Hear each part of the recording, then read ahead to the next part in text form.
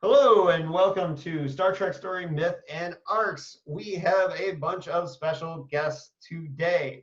This is going to be one of the weirdest, there's 1,000 Star Trek podcasts on the internet, but none have ever gathered a bunch of singers from hardcore bands to talk about Star Trek before. So I'm really excited to do that and to nerd out with some of my favorite Star Trek nerds. And so, starting off, I'm going to introduce everyone. Starting off, representing the city of Washington, D.C., although he lives in Los Angeles now, the singer of hardcore's most tongue-in-cheek band all time, Good Clean Fun. Issa, tell them who you are and what you do. Well, first of all, I have to give props to Crucial Youth because they were the first and truly most tongue-in-cheek band in hardcore. But thank you. I appreciate it. Well, I am a big Star Trek fan. I grew up on the original series. And when The Next Generation came out, that quickly became my favorite show of all time, I would say. I kept up with Star Trek in future iterations, although I never really felt the same love for anything that I did for Next Generation. I'm not saying I don't like anything else. I just thought that was peak Star Trek. So Next Generation is your absolute favorite of the series? Absolutely. Okay. Absolutely. And what's your favorite movie in the franchise? That's a tough one. I have a soft spot in my heart for Wrath of Khan and also for Star Trek 4. Although objectively, I wouldn't argue that either of those are necessarily the best movies. I really enjoyed all the Next Generation movies, and I haven't seen them recently enough to really be. They've all sort of blended together in my head, but I enjoyed all. All right, and if there was one song that you would send Star Trek fans to experience Good Clean Fun, what is the one song you would want them to check out on YouTube? Well, we have a song about Star Wars, and I would recommend that. It's called The Greatest Story Ever Told. Okay. All right. And below you on the video gallery is Dano Mahoney, who represents Orange County, California from the old school. He has sang for a lot of my favorite bands from when I was in high school, including No for an Answer, Carrie Nation, 411. He also did an awesome band called Speak 714. And recently has done some awesome bands like Done Dying and Shiners Club. Daniel Mahoney, tell them about yourself and what's your favorite Star Trek series? Favorite series, okay. Well, like you said, I'm from Orange County and I'm almost 300 years old. For that reason, I've always tried to figure out how long the original series had been off the air when I started actually watching it on, I think it was Sunday night broadcasts on Channel 13. But I was very, very young. So I was sort of prematurely, as far as age goes, but pretty deeply embedded in Star Trek by the time the motion picture came out, to where, there were certain things about it that I was angry and felt like bastardized in at first and everything else. As far as my favorite series, I'm betraying my role as the old guy by saying my favorite series is actually Discovery, and is probably Discovery Season 2. I just, the whole thing has benefited from trial and error as far as storytelling goes, and character depth, character arcs, everything. It seems like as other types of science fiction became more popular than Star Trek, the franchise itself tried to find itself and mold itself to what was kind of going on in the market. Discovery seems like the product of having all that behind them now. Yeah, I'm a big fan of Discovery Season 2, but we'll talk about that later. Mm-hmm. And so, favorite movie in the franchise? Now that I said it made me mad when I was a 10-year-old, I gotta say, and I know this is out of vogue with Star Trek people, I love Star Trek the motion picture. It's the most science fiction of all the franchise. It is, but as I get older, like me, it's slow and it lurks and it's clunky and it's off balance, and I like all of that. I'm a fiend for chicks with short hair. I like that the tech in it creeps back towards NASA and refers to things that were borderline real time at the time it came out. There's several things about it I think just represent really cool moves. Yeah, yeah, we'll talk about the motion picture a little bit more too, because I'm a huge defender of the motion picture as a flawed piece of actually great science fiction. It's kind of hated, which surprised me. Yeah, and so Dana Mahoney, you have 1,800 bands, 14,000 albums. What song would you send Star Trek fans to listen to on YouTube? I need you to hold this real quick while I look it up. Honestly, given what's going on in the country right now and the way things look, I didn't expect you to ask this question, but I'd probably send Those Homophobic because it represents a level of tolerance that runs contrary to what's going on in the country right now. 411, those, yeah, your band 411. Those, yeah, or When Will It End by No for an Answer would be a good one. Except that in No for an Answer, we always hated that song. Really? No for an Answer is crazy because none of us like it except for Casey anymore. Gavin and I think it's the worst band we ever did. It's, hindsight is 2020 and beyond. I mean, its intentions and its lyrical content, you can stand by it, but he learned to play guitar looking at the frets and pictures in Flipside, and I clearly never learned to sing, so we're not that proud of it.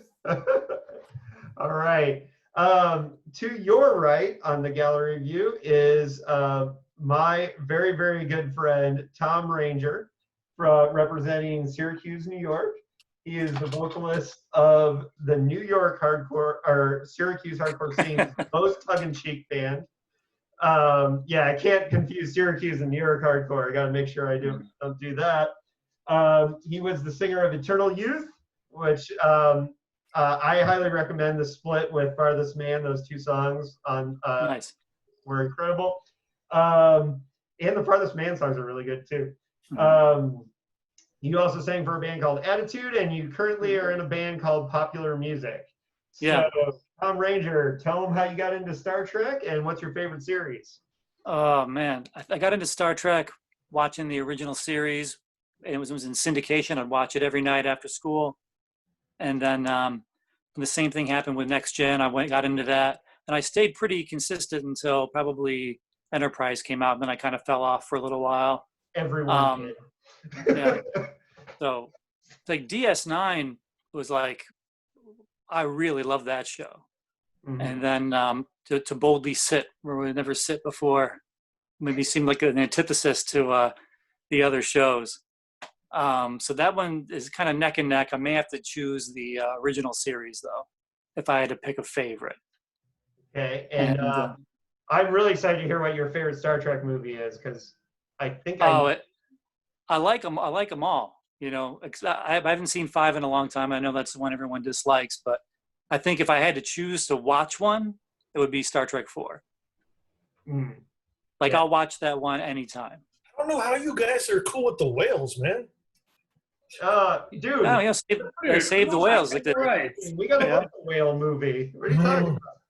So, yeah, and Tom's important because anytime a new Star Trek or Star Wars comes out, he's one of the people that I call first and foremost to talk to, usually within an hour or two of leaving the theater.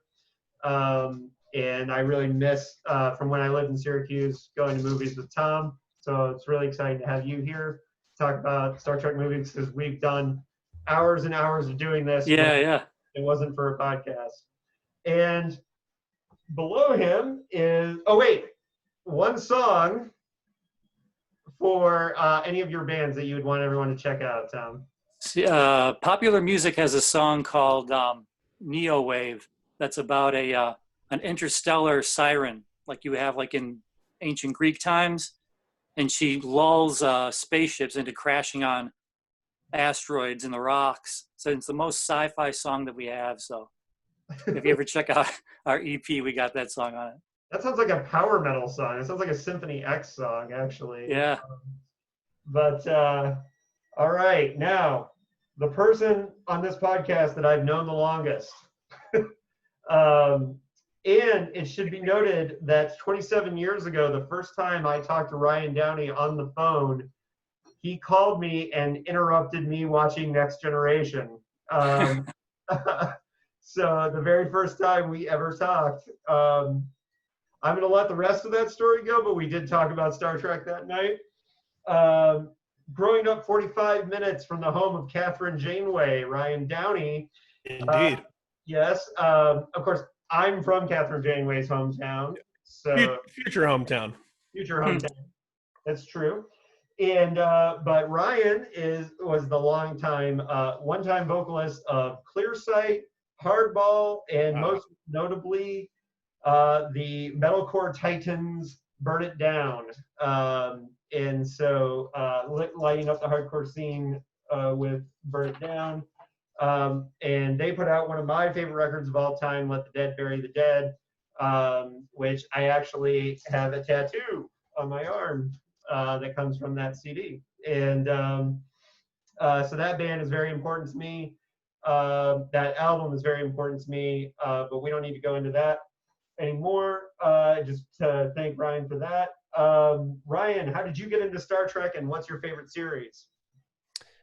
Similar to most of you guys, my earliest experience with it was the original series in syndication. I was born in the early 70s.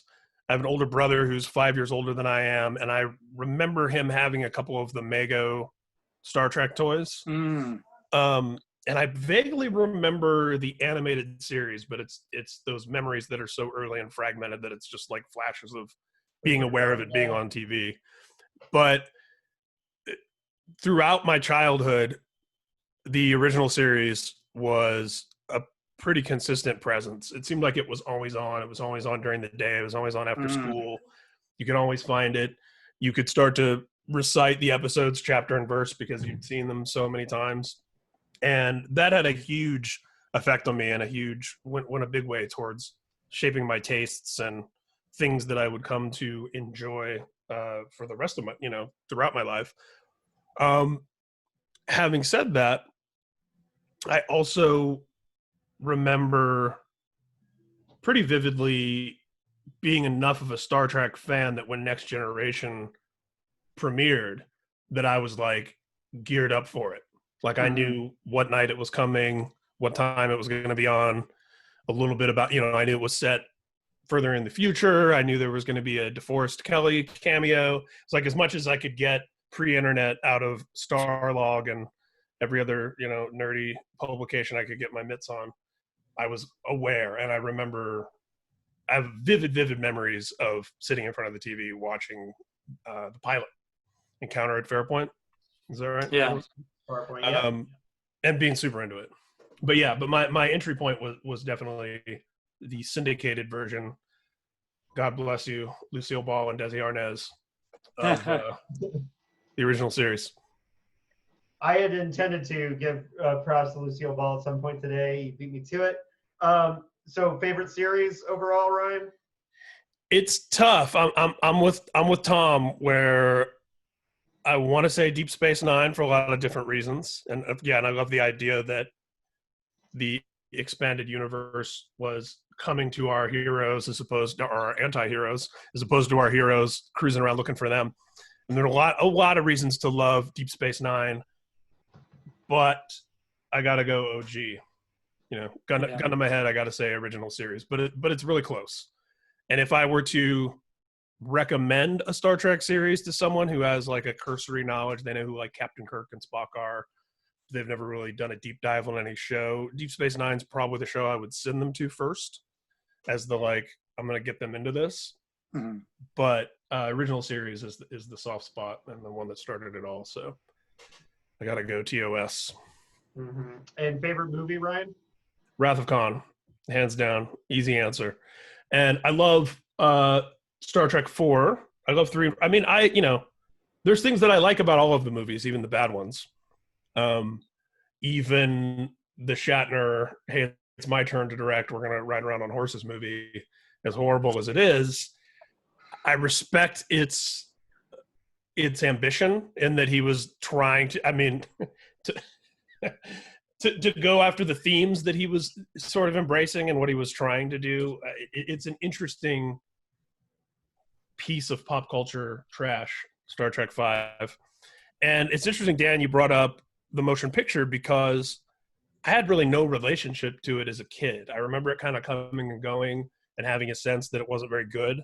And I remember adults that were in my neighborhood talking about Wrath of Khan before I had seen it. And like, well before the phrase spoiler alert was in the lexicon, like people just openly talking about Spock dying in the movie.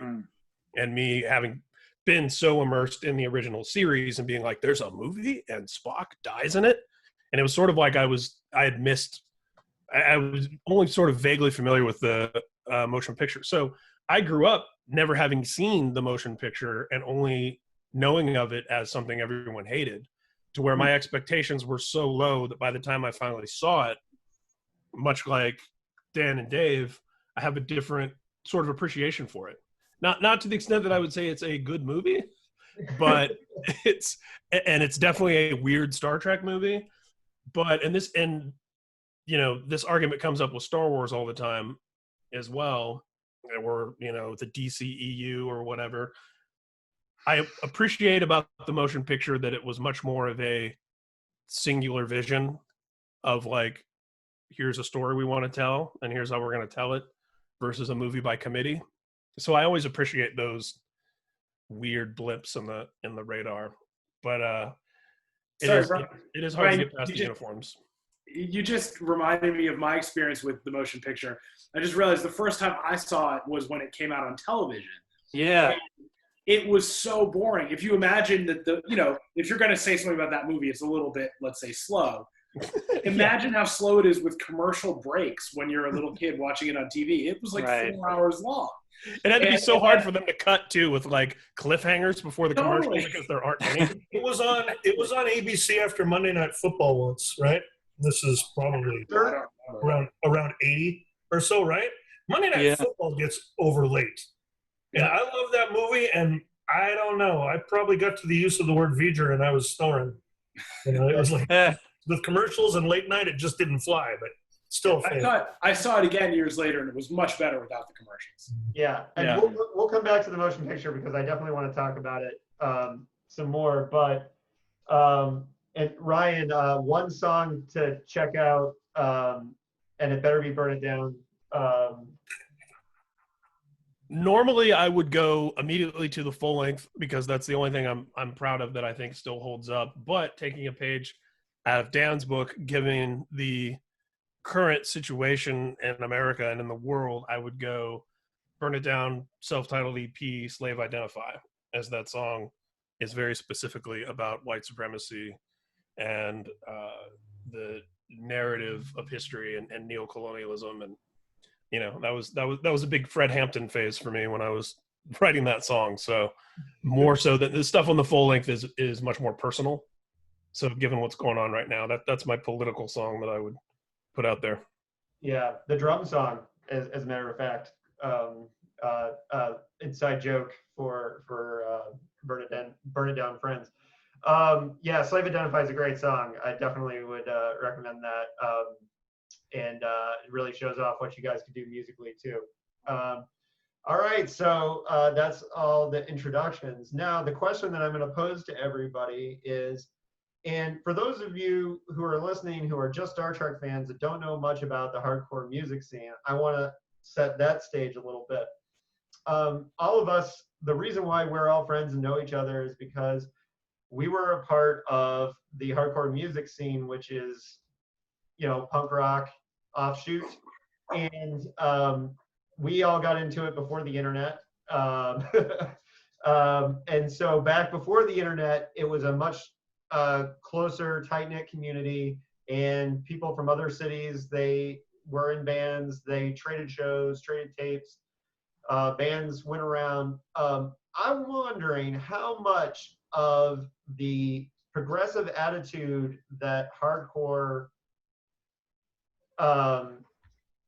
that we were a part of through hardcore, do you think Star Trek influenced your ability to kind of interface with this kind of non-hierarchical structure that was the early hardcore scene, starting with Issa?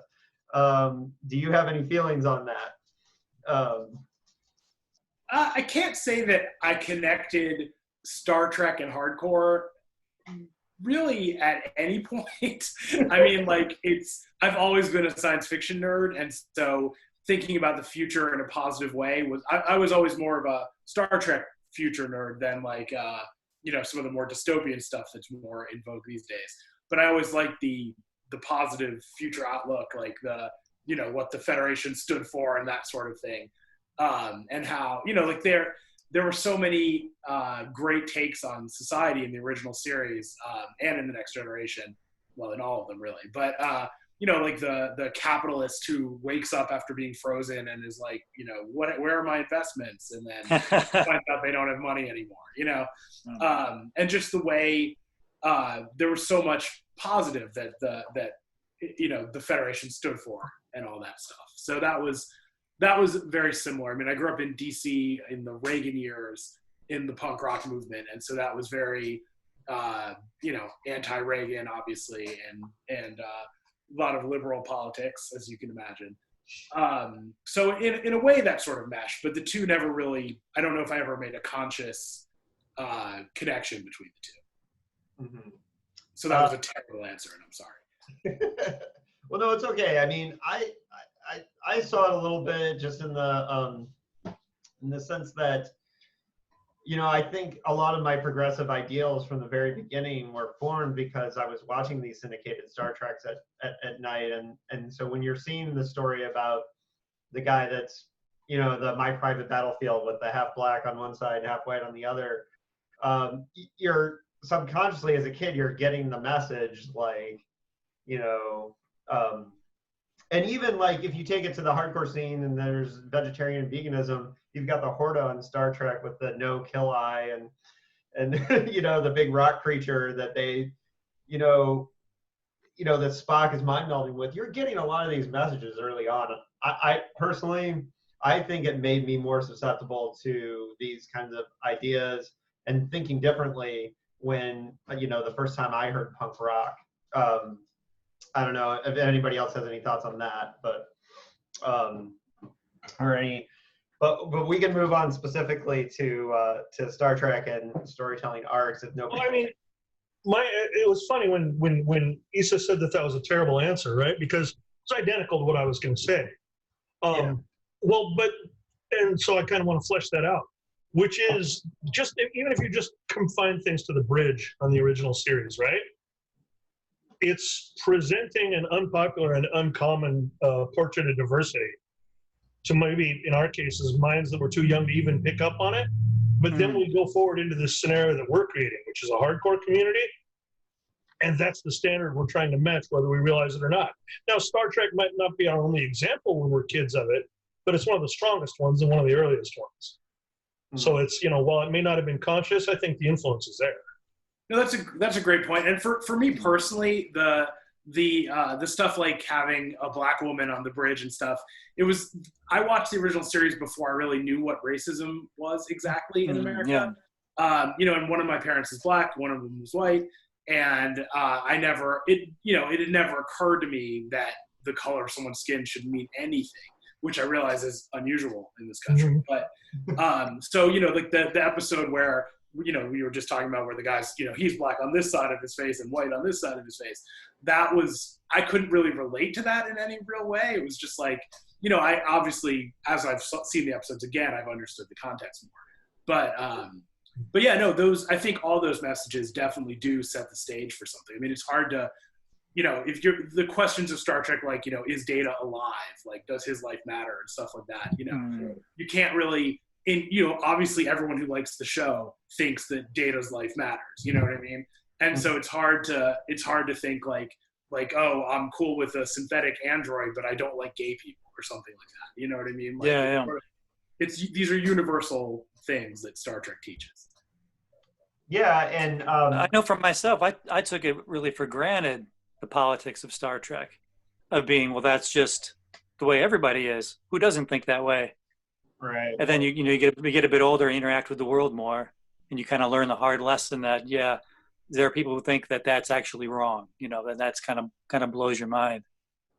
Well, and we know that there's the famous story that Nichelle Nichols was gonna quit Star Trek because she wasn't getting enough screen time, she wasn't getting enough to do, and Martin Luther King told her, like, no, you have to stay there. We need to be able to see you.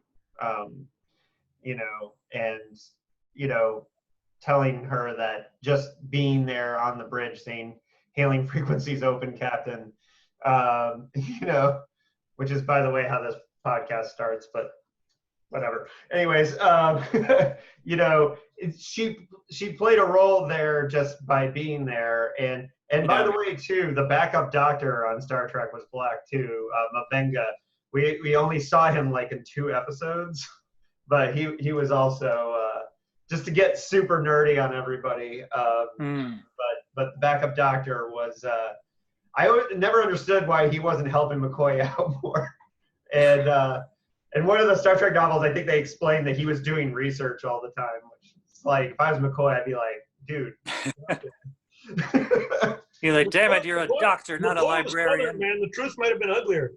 Yeah. Right. But yeah, I think, yeah, we take for granted those ideals, those things that you know, and especially because we've seen with the toxic fandom that's been going on, especially in Star Wars, but it's been happening in Star Trek too. You know, people who really, there are people who will not accept Discovery and Picard. Even with Patrick Stewart's involvement, there's people who have turned against what they call New Trek for various reasons. And it's weird to see, because when Last Jedi was getting that huge backlash, I kept saying, oh, well, Star Trek fans won't do that because we're not toxic like a lot of the Star Wars fans. And boy, was I wrong. I think a lot of these folks, though, they're just like, they're sitting in their pajamas at home on the couch, bored, and who knows how much they really have vested in it. So they just get on and they want to wind people up, and just like they can write anything and get away with it. It's like flipping somebody off driving on the highway. You know what I mean? Just you irk somebody terribly, and just to see their reaction. Are you saying that people behave poorly in internet comment sections? Yeah. Yeah, that's the boldly going, you know, where no one's gone before, deep down the hole of you know, internet comments. But you should never read the comments, of course. But I don't think a lot of it. I think there's some people, probably, I'm sure there really are genuine misogynists and racists who have a problem with certain themes. But it's sort of like, why did they even get an interest in Star Trek in the first place? Like, maybe, did you miss that episode? You know what I mean? Or I don't understand those people. But I think there's a lot of people who just get online just to wind people up, you know, and just to like make a stink. Mm-hmm. Yeah, and I definitely want to get to Picard. And Ryan, you have an interesting relationship with the internet trolls of these franchises, because you are lucky enough that you got to go to the world premiere of many of the Star Wars films, including Last Jedi. And I remember when, in those couple days between when you saw Last Jedi and the world saw Last Jedi, you were like, hey, this franchise is going great new places. It's bold. It's moving in new directions.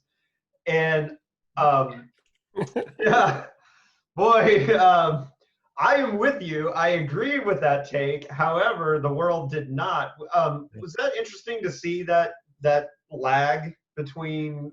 It was, and I, you know, hindsight being 2020, part of what thrilled me about the movie in the moment was the way it subverted expectations, and particularly, and I understand also, you know, with some more consideration, why it upset really, really diehard Star Wars fans, because diehard Star Wars fans were being told more or less, read all these comics, read all these novels, be up on all the new canon, look for the clues, figure stuff out.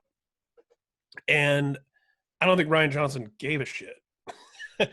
Which, you know, we can argue whether that's here or there, but I feel like a lot of the disappointment and anger that some people felt is that they had spent a year fantasizing and formulating and theorizing and debating and blogging and talking and podcasting about what different clues in The Force Awakens meant and how they would pay off in the next movie. And one by one, quickly, in quick succession through the movie just subverts every one of those. Like, what's going to happen when he gets the lightsaber? Toss it over his shoulder. I mean, I I literally found that moment thrilling. Like seeing it for the first time, not knowing it was happening, and a year of build up of what's going to happen, and then who is Snoke? Where did he come from? What's his master plan? Blah, blah, blah, blah, blah. I don't know, he's sliced in half in the middle of the movie. Right. There was a lot of that I really liked, and from somebody who has always been in tune and turned on with like Star Trek V, art that attempts to wrestle with life's big questions and the greater meaning and all of that. I really appreciated Luke's journey, I think, more than most. I will say, going back, hindsight being 2020 and being a little more measured about it, there's some side stories in Last Jedi that don't hold up for me. But the through line of Luke and Rey and Kylo Ren, everything to do with those three characters, I absolutely love. The whole prequels-esque casino planet, I can definitely do without. That's the perfect review of that movie. I agree. Yeah. I would agree with that. And I will say, without getting us too much in the weeds, obviously there's crossover between Star Wars and Star Trek in a lot of ways, not just fandoms, but obviously J.J. Abrams being a creative force that's reckoned with or wrecked both franchises. Yeah. I think that the Rian Johnson, a lot of the things that people are upset about were really Abrams' fault, because he set up a lot of mysteries without payoffs. His idea was to just have a lot of vague, who knows, and then pass the baton off to other filmmakers to answer those questions. And so it was a bit unfair to, and I feel like what Johnson did instead was like, I'm going to just blow through all those dumb questions really quick and tell the story I want to tell, instead of being saddled with answering a bunch of vague mysteries that weren't, it was like Lost, And then Abrams just went ahead and shoehorned his whole second movie idea into the third movie and made it a 2-movie single movie. Yeah, well, and became more of a movie by committee and all that sort of thing. Yeah, with all that being said, my Abrams take, and this brings us back to Star Trek, I think he's a super solid, fantastic director, visually, action, all that sort of stuff. Great. Story-wise, maybe the story by part of the credit, without us really being in the room for the creative process, I don't really know what he adds or subtracts. But him being completely in charge is never good. I don't think that he's great when it comes to telling a coherent, cohesive, original, fascinating, thrilling story. I will say that I think his Trek reboot, and you guys would know better than I would probably what the fandom consensus is at this point in 2020, but I loved it. I remember loving it in the theater. I remember feeling like this is how you reboot a giant franchise that's bogged down in continuity and canon and super fans. If you want to do a reboot and get new people hooked, and I thought that creating a sort of, as a Marvel Comics fan, creating a what if universe, separate timeline was a way that rebooted Star Trek without shitting on all of us. I just remember Kirk jumping on a motorcycle, and that's all that I really came away. I think that wasn't that in the last one. Everybody had his shirt on. Motorcycle. It's all a blur. I don't remember. But I will say, I will say that he completely lost me with the travesty that was the second Abrams Star Trek movie. Yep, terrible. You see, that movie, I thought had a lot of potential. If that character that Cumberbatch played wasn't Khan, you know what I mean? If they made him like a super soldier that Starfleet used with the making of the Khan formula or something, if they wanted to give fan service or mention something that you could reference from the other movies, but to have so many things where it was just like Star Trek 2, it was heavy. Star Trek 2 where the narrative conflict comes from a couple of places, one of them being the decades of history between these two characters. Yeah. Another being the complicated morality of the fact that, yes, Khan is a villain and a murderer and whatever, but Kirk is complicit in this revenge story in that he did more or less maroon these people on this shitty planet. It's what they wanted, but it also didn't really work out. So there's a lot to unpack and a lot happening. And when you get never bothered to check. Huh? You never bothered to check. That was the problem. Yeah, exactly. And when how did they get the wrong planet? I never understood. How did they accidentally put them on the wrong planet? No, they put him on the right planet, but the supernova, right? no, the 5th planet blew up. And Oh yeah. affected the orbit. Wasn't it that it was like a rough, difficult to inhabit planet, but the idea was like you guys are badasses and warriors and you want to go down there and tame No, this? I think Wait, the no, West? planet they were on got messed up because it got the trajectory and made it even harsher. Yeah, it made it But hard. most of them, Chekhov thought they were on the wrong planet. I can't remember now. You guys are getting further and further down a rabbit hole that I need to fill with mud before we go any further. Yes, Yeah. and Right. fill it with mud because here's the thing. Which first off is, and this is blasphemy, and I intentionally brought some blasphemy here. I think Into Darkness is a lot better than Wrath of Khan. I think the Cumberbatch character is a lot better than Corinthian leather in a wig. And for me, Wrath of Khan was just sort of a simplistic action flick, and this may be where my age is coming into play, guys, but I kind of rank Wrath of Khan. The only thing Wrath of Khan needed was whales. With whales, it would have been perfect. But it was like those 3 middle period Star Trek movies, and it's just interesting because you can't really accuse Star Trek fans of being hive mind when you hear the 4 of us or the 5 of us talking, because 2, what is it? 2, what's 3? 3 is 3. Search for Spock. The alley goes looking for Spock. Mm-hmm. Yeah, okay. So we got the Cheers one. Anyway, 2, 3, 4, and 5 are awful to me. Awful. Like I like the motion picture, and then they don't really get me back until they're getting ready for the exit when the Klingon politician gets assassinated. When they do the crossover with Next Generation. And let's go ahead. So now I've done the Into Darkness is better than Khan. So they're already building the gallows. So I might as well go for this one as far as the opinions of this panel. The only Star Trek series I cannot stand is the Next Generation. Oh, And I think that's the 4 or 5 years difference between all of us, which I don't mean, and I'm not claiming to be 20 years older. No, but like one thing, high level, what didn't you like about it? Okay, well, first off, I'm a very visual guy, okay? And the bridge of the Enterprise in that one looks like the lobby at a Holiday Inn Express, okay? And they're dressed like they work for Holiday Cruises, all right? Beyond that, apparently the more powerful and more interesting your character is, the bigger a hat they get.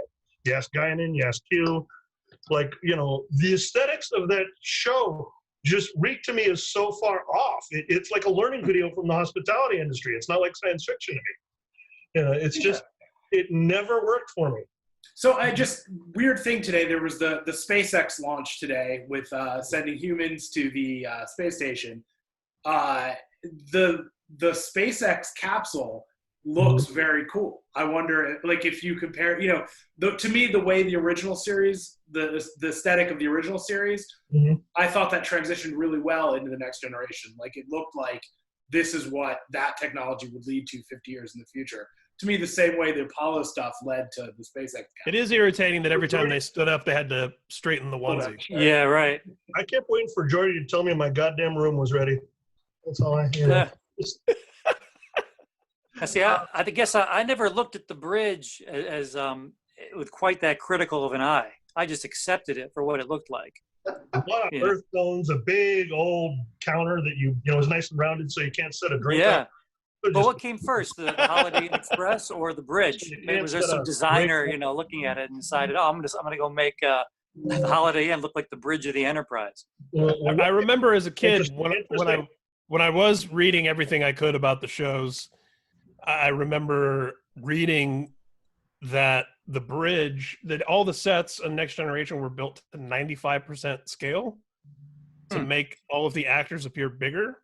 And it's one of those weird facts that's stuck with me my entire life. And it always crosses my mind whenever I see the Next Generation. 95% scale of what? of reality. Like the set is 5% smaller than it should be relative to human beings.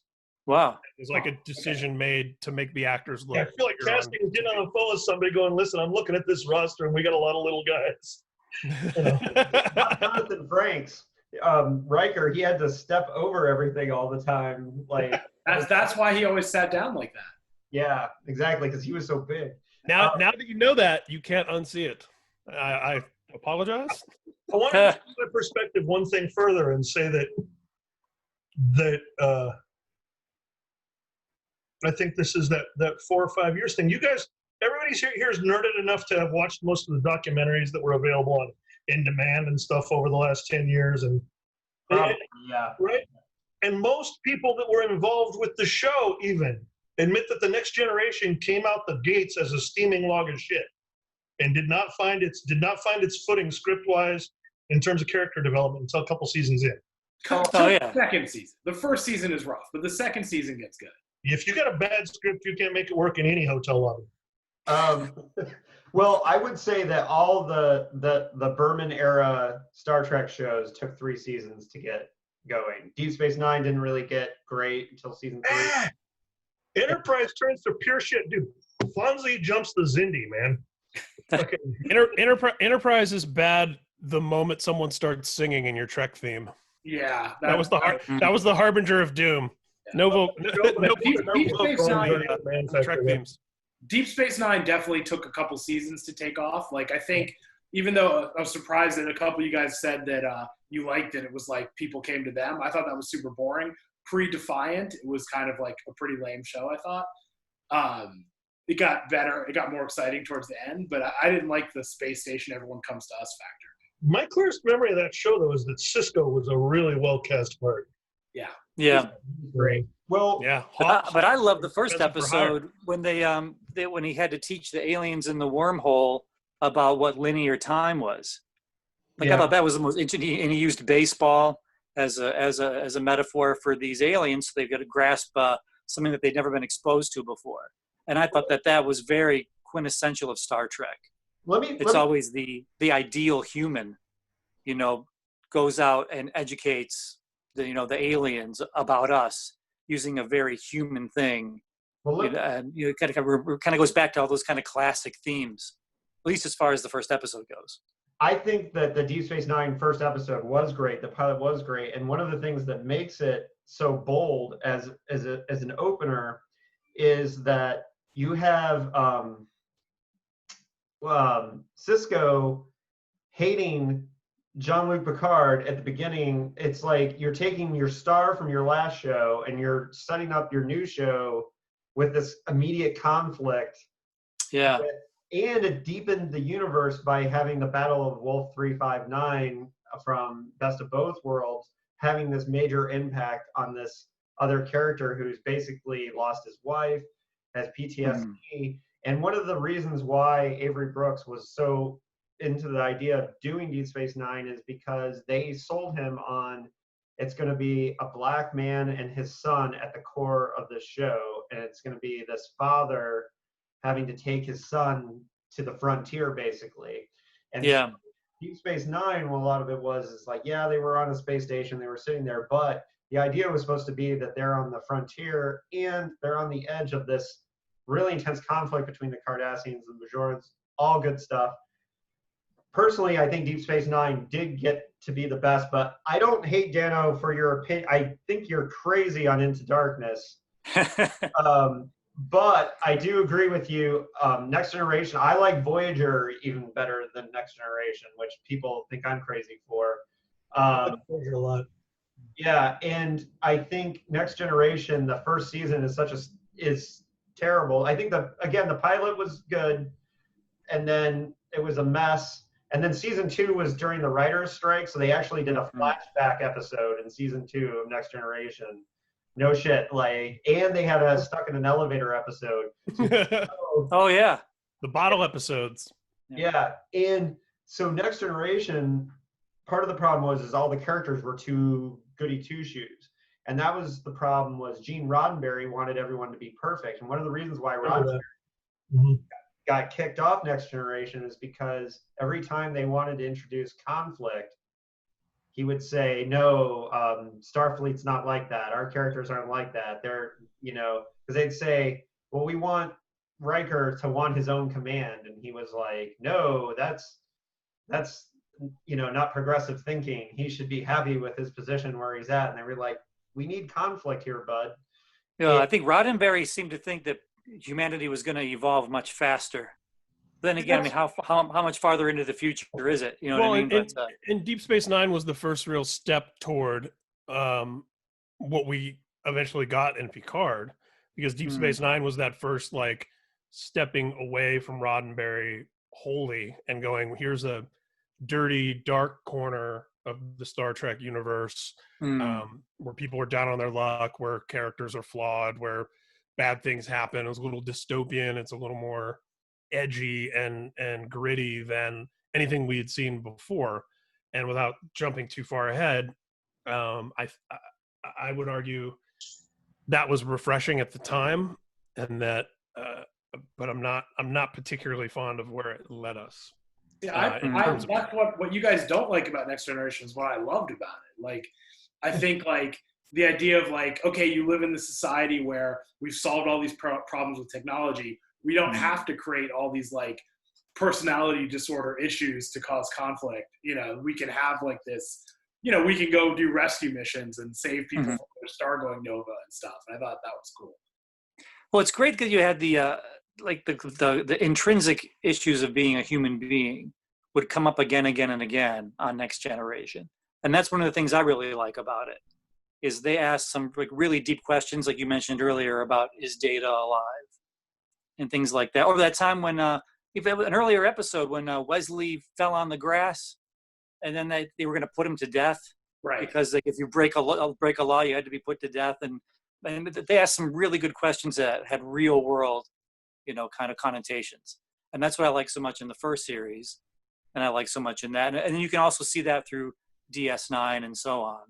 Is it sort of always the real sci-fi is the stuff that makes you question or comments on the things that are happening in our world. Yeah. Whereas Star Wars has no idea what they're doing with their droids. Yeah. Well, I think Star slaves? Wars is a myth. Like, a myth usually answers the questions, the big questions of humanity, the archetypes that all human beings can relate to. Like in all cultures, there's a Luke Skywalker. There's a hero's quest, like the Joseph Campbell stuff. But then Star Trek seems to me to be the thing that is more about the intricacies of being a human being, more so than through the grand themes of being a human. Mm-hmm.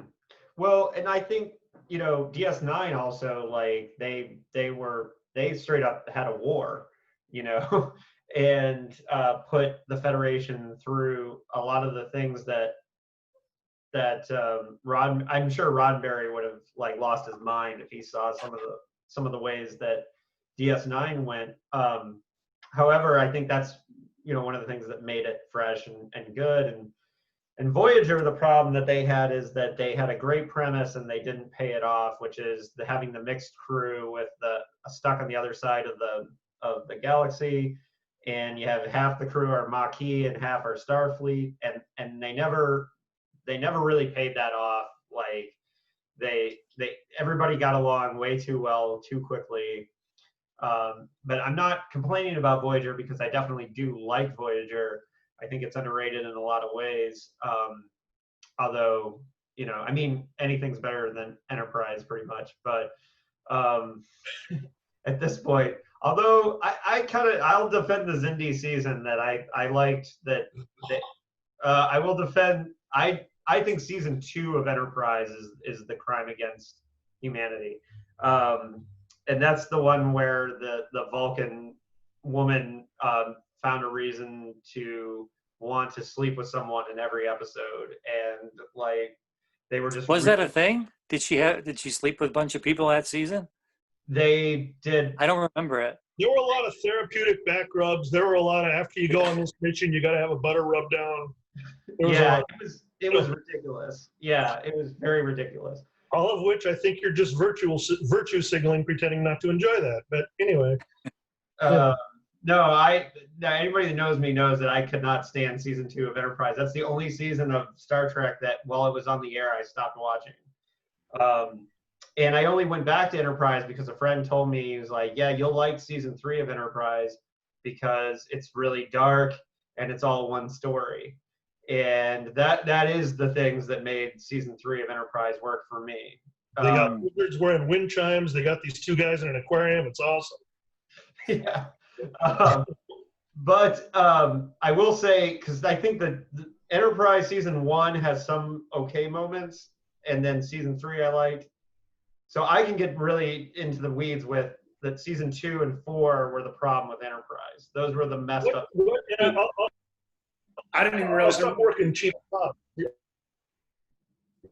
I'm sorry, everybody's cutting out a little bit.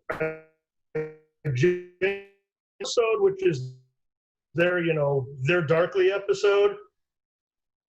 Oh, you mean the mirror one? Well, see, here's the thing. You guys all right? Hold on, I'm sorry. I can hear everyone except Dan. Yeah, I think Dan's cutting out on us. Okay. Well, if you're going to get into the mirror, well, Dan, well, Are we back in business? Or yeah, I think you're the one that was cutting out on us, Dan. It's the ghost of Hervé Bennett or whatever that guy's name was. I live in a high density area. Were you going to bring up the mirror episodes? Because anyway, what I was going to say is, yeah, and where they start, the episode starts, and Cochrane takes a shotgun to the Vulcans. You know what I'm talking about? yeah, it was ridiculous. It was really bad. Yeah. Well, I thought it was bold. I thought it was interesting. To me, that was kind of Luke tossing the lightsaber over his shoulder. I'll give you that, but here's the thing. I'm going to shut up. My least favorite storyline in all of Star Trek is the mirror stuff. What? Yep, can't stand the mirror stuff. It doesn't hold up to me. It doesn't make any sense. So you don't realize then that we have Mirror Universe Issa right now with the goatee, because the goatee means you're evil. You If you don't have the goatee, then you're good. Let me just turn down my lights in here because my eyes are very where Mirror Universe Good Clean Fun is like totally negative. It's all dirty, irresponsible, shameful boredom. Sounds like G.G. Allen or something. Well, since Dan is cutting out a little bit, let me take this opportunity to finish my full-throated destruction of the Abrams Wrath of Khan, which is just to say, and this is a problem with a lot of pop culture and these franchises in general, and the Abrams approach to them specifically, Wrath of Khan works because of the density, the history, the narrative. You can watch the Space Seed episode as a prequel to Wrath of Khan and go right into it as a two-piece story and have it be satisfying and pay off. The things that are emotional and all the story beats, all the things that the Abrams version asks of you are based on the audience's. It's like it's a foregone conclusion that the audience knows who Khan is. And they've seen it, yeah. And it's like none of that stuff should matter within the confines of its own story. Everything that's fun about it is like a remember this, hey, you like this, this reminds you of something. It doesn't have anything to say in and of itself. And I agree with Tom, it might have been salvaged had they gone a completely independent route and not done the mystery box and is it Khan, isn't it Khan, and then here's a reveal. And the reveal's not that exciting because the Kirk of that timeline has no history with Khan at all. So there's no conflict in that sense. And then the cutesy, like, this time, what if Kirk dies instead? And what if Spock yells Khan? And it's like, again, none of that stuff matters if you don't know. It's relying on this knowledge of the thing that it's copying or whatever. It's a big mess. Not to mention the giant story problem with it that it presents to the entire Star Trek universe, which is the idea that you can beam to Chrono. Khan's magical blood can resurrect someone from the dead. And here we have, a freezer full of super soldiers with magic death-curing blood. So are there any stakes left in the Star Trek universe? Like when someone dies? You're going to go with the transwarp beaming or whatever. Yeah, if you can beam to the Klingon homeworld, you don't need starships. But did they have a stipulation where only small things could be beamed? No, because Khan beams himself all the way to but he's like, Abrams really loves spaceships rising out of oceans. So yeah, and Tom knows. I've told him so many times how much I hate that Enterprise being under the water. But But yeah, and Wrath of Khan works partially because, and I feel like, Dano, I feel like you need to go back and watch Wrath of Khan, because I think, especially as old men, we should really. And it wasn't as action-packed as I think Dan made it out to be. No, it wasn't. Yeah, it's not Fast and Furious. No, but there's a whole scene at the beginning where McCoy tries to convince Kirk he needs to wear glasses because he's getting old. And like they sit around drinking Romulan ale, talking about like how depressing it is to get old. It's great how much Wrath of Khan is about getting old, considering how many more movies the original cast Right. made. I hear you guys. They were already doing the like over the hill storyline. He couldn't beat the Russian. I hear you. But But also keep in mind Wrath of Khan, you know, from a when you tell the hero he's going to lose because he's old, guys. Well, from the behind the scenes standpoint of Wrath of Khan, one of the things that's really interesting about it in terms of Trek is that, you know, we didn't know this when we were kids, but Roddenberry was essentially locked out of the creative process. You know, it's like he had a shot with a motion picture, it was a flop, and originally when they had downgraded the sequel to a TV movie, and it wasn't until it was completely retooled by a different creative team that the studio went, oh, this actually looks like it might be pretty good. Maybe we'll let this be released in theaters, and then the whole, you know, as often happens in Trek, the whole franchise lived again. As we all sit here talking, is my connectivity serviceable, or should I try and log back in? Or You sound better now. You're good. Okay.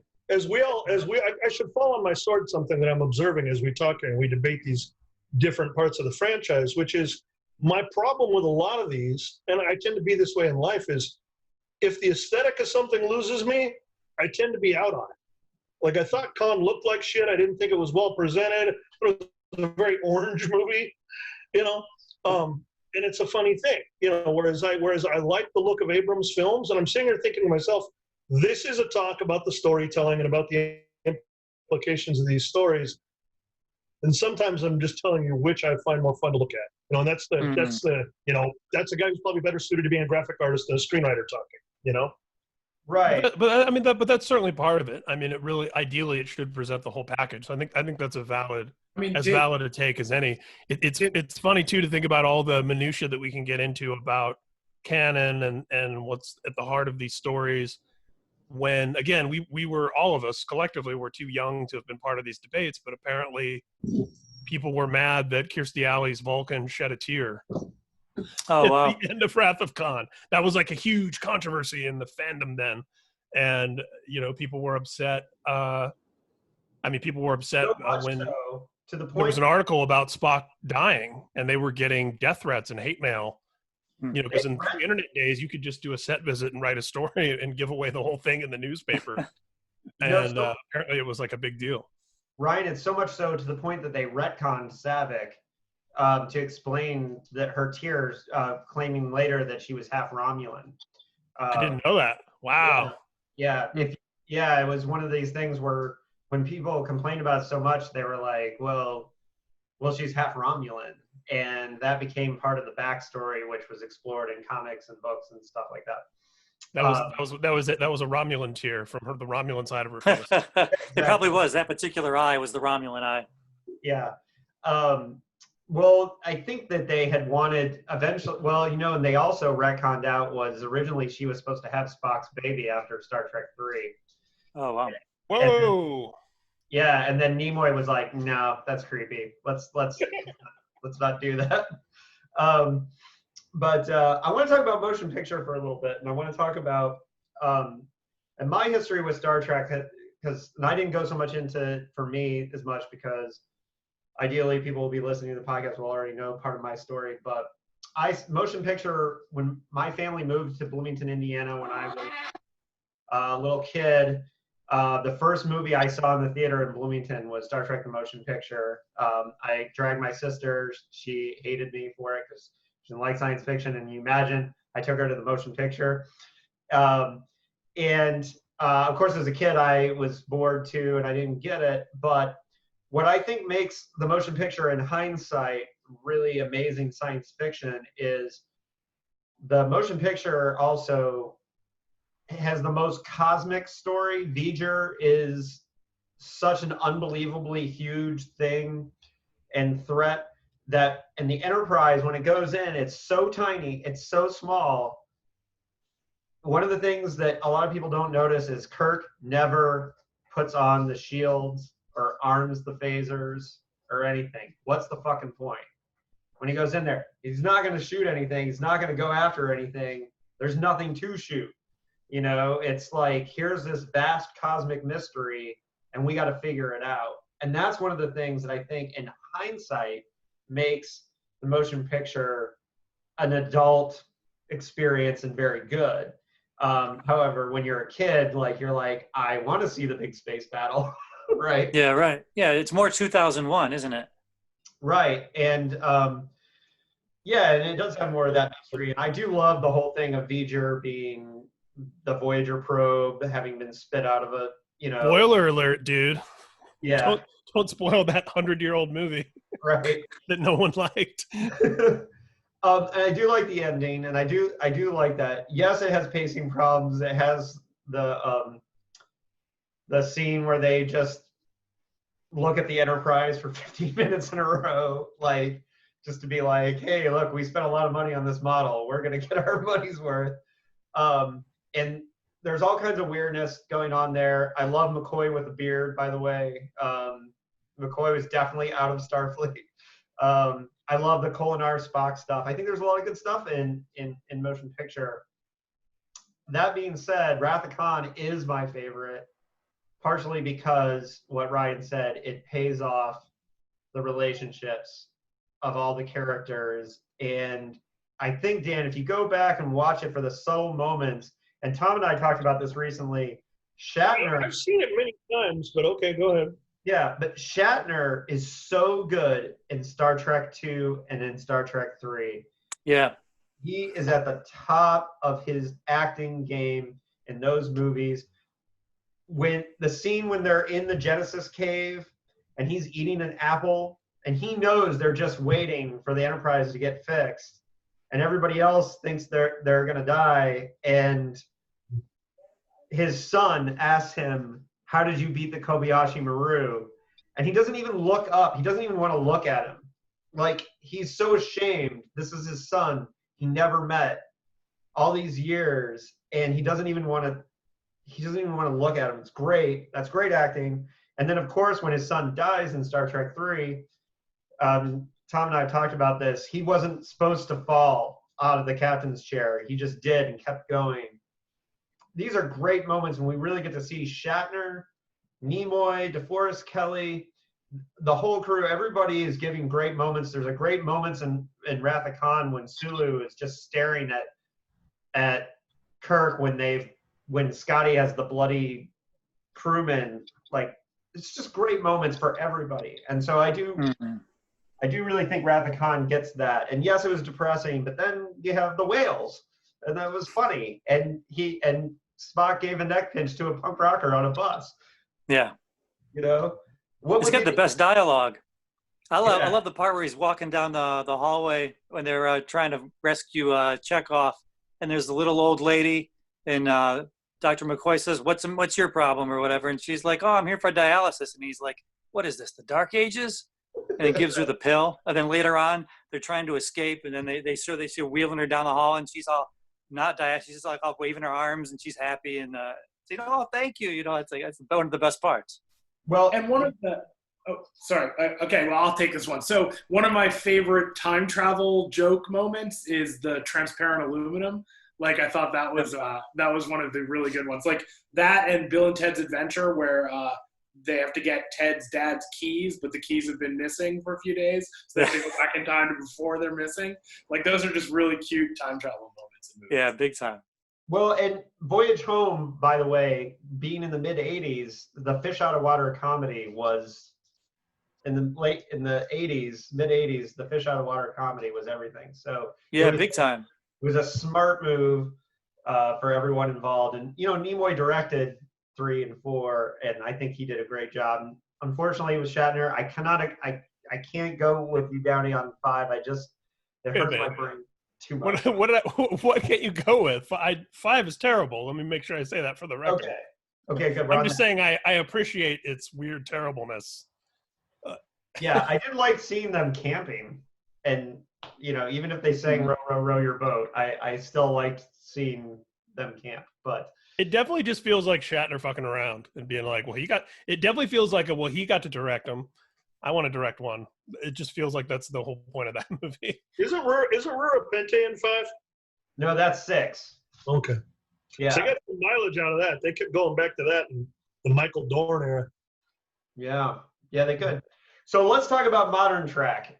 Specifically, let's get into Discovery and Picard, and we'll come back to Discovery because I definitely want to talk to Dano about why because I'm with you. I actually like Discovery season 2 better than Picard, which is a bold statement, I know. But so let's just go around and get everyone's opinions on Picard, starting with Issa. I know some of your thoughts, but.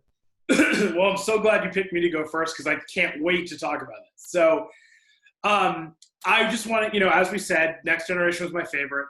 What I loved about Picard was that you could have just put the characters on the screen and had them doing anything in the future, moving forward in time in Star Trek universe, and I would have just been crying tears of joy with happiness, right? But the thing was a complete car crash. Like, I don't know what happened, but it was like 3 seasons worth of material jammed into 8 episodes or 10 episodes or whatever it was. And I don't understand how the pacing of the plot Take got. some 3 episodes to get into this. Wait, sorry, you broke up, Dan. Say that again. He's saying that they took 3 episodes to get into space. Yeah, I'm going to disagree with you here, but I'll let you finish. No. I mean, like, so just if you look at the broad strokes of the series, right? Like you find out you meet this girl, she gets killed. Then we find out she has a sister who's on the Borg cube that the Romulans control. And then they go to Riker's planet, and then they go to the home world of the synths. This is like, and then the evil AI comes to kill everybody. This is like 3 or 4 seasons worth of material that all happened. Like, we did not need to have it rush through all this stuff. It could have like slowed down. We could have just met the first sister, gotten to know her before she died, found out about the second sister, and it could have ended showing up at the Romulan cube. And I would have been like, that was plenty of plot.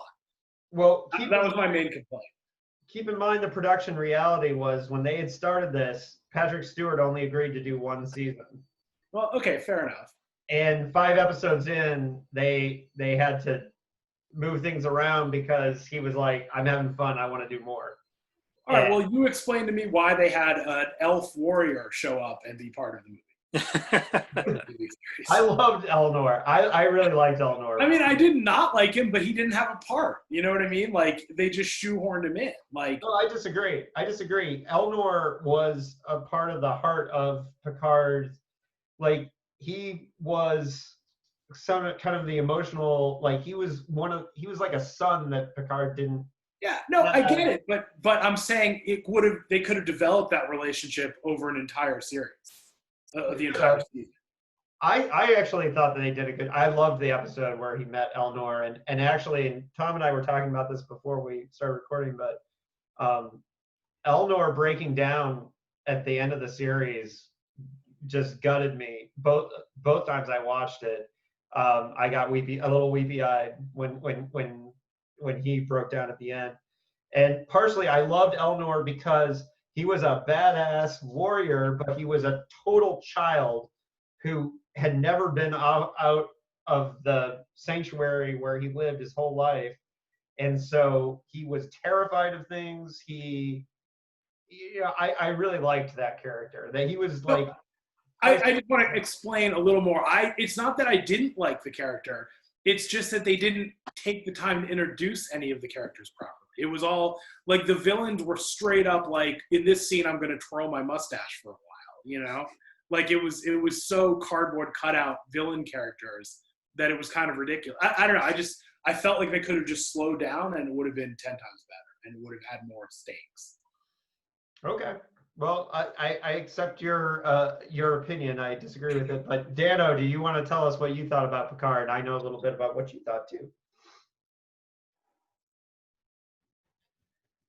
Dan? Yeah, I'm feeling really bad about my internet connection because you guys all appear to be freezing on my screen. If you're getting, Yeah, I'm having a hard time with yours, Dan.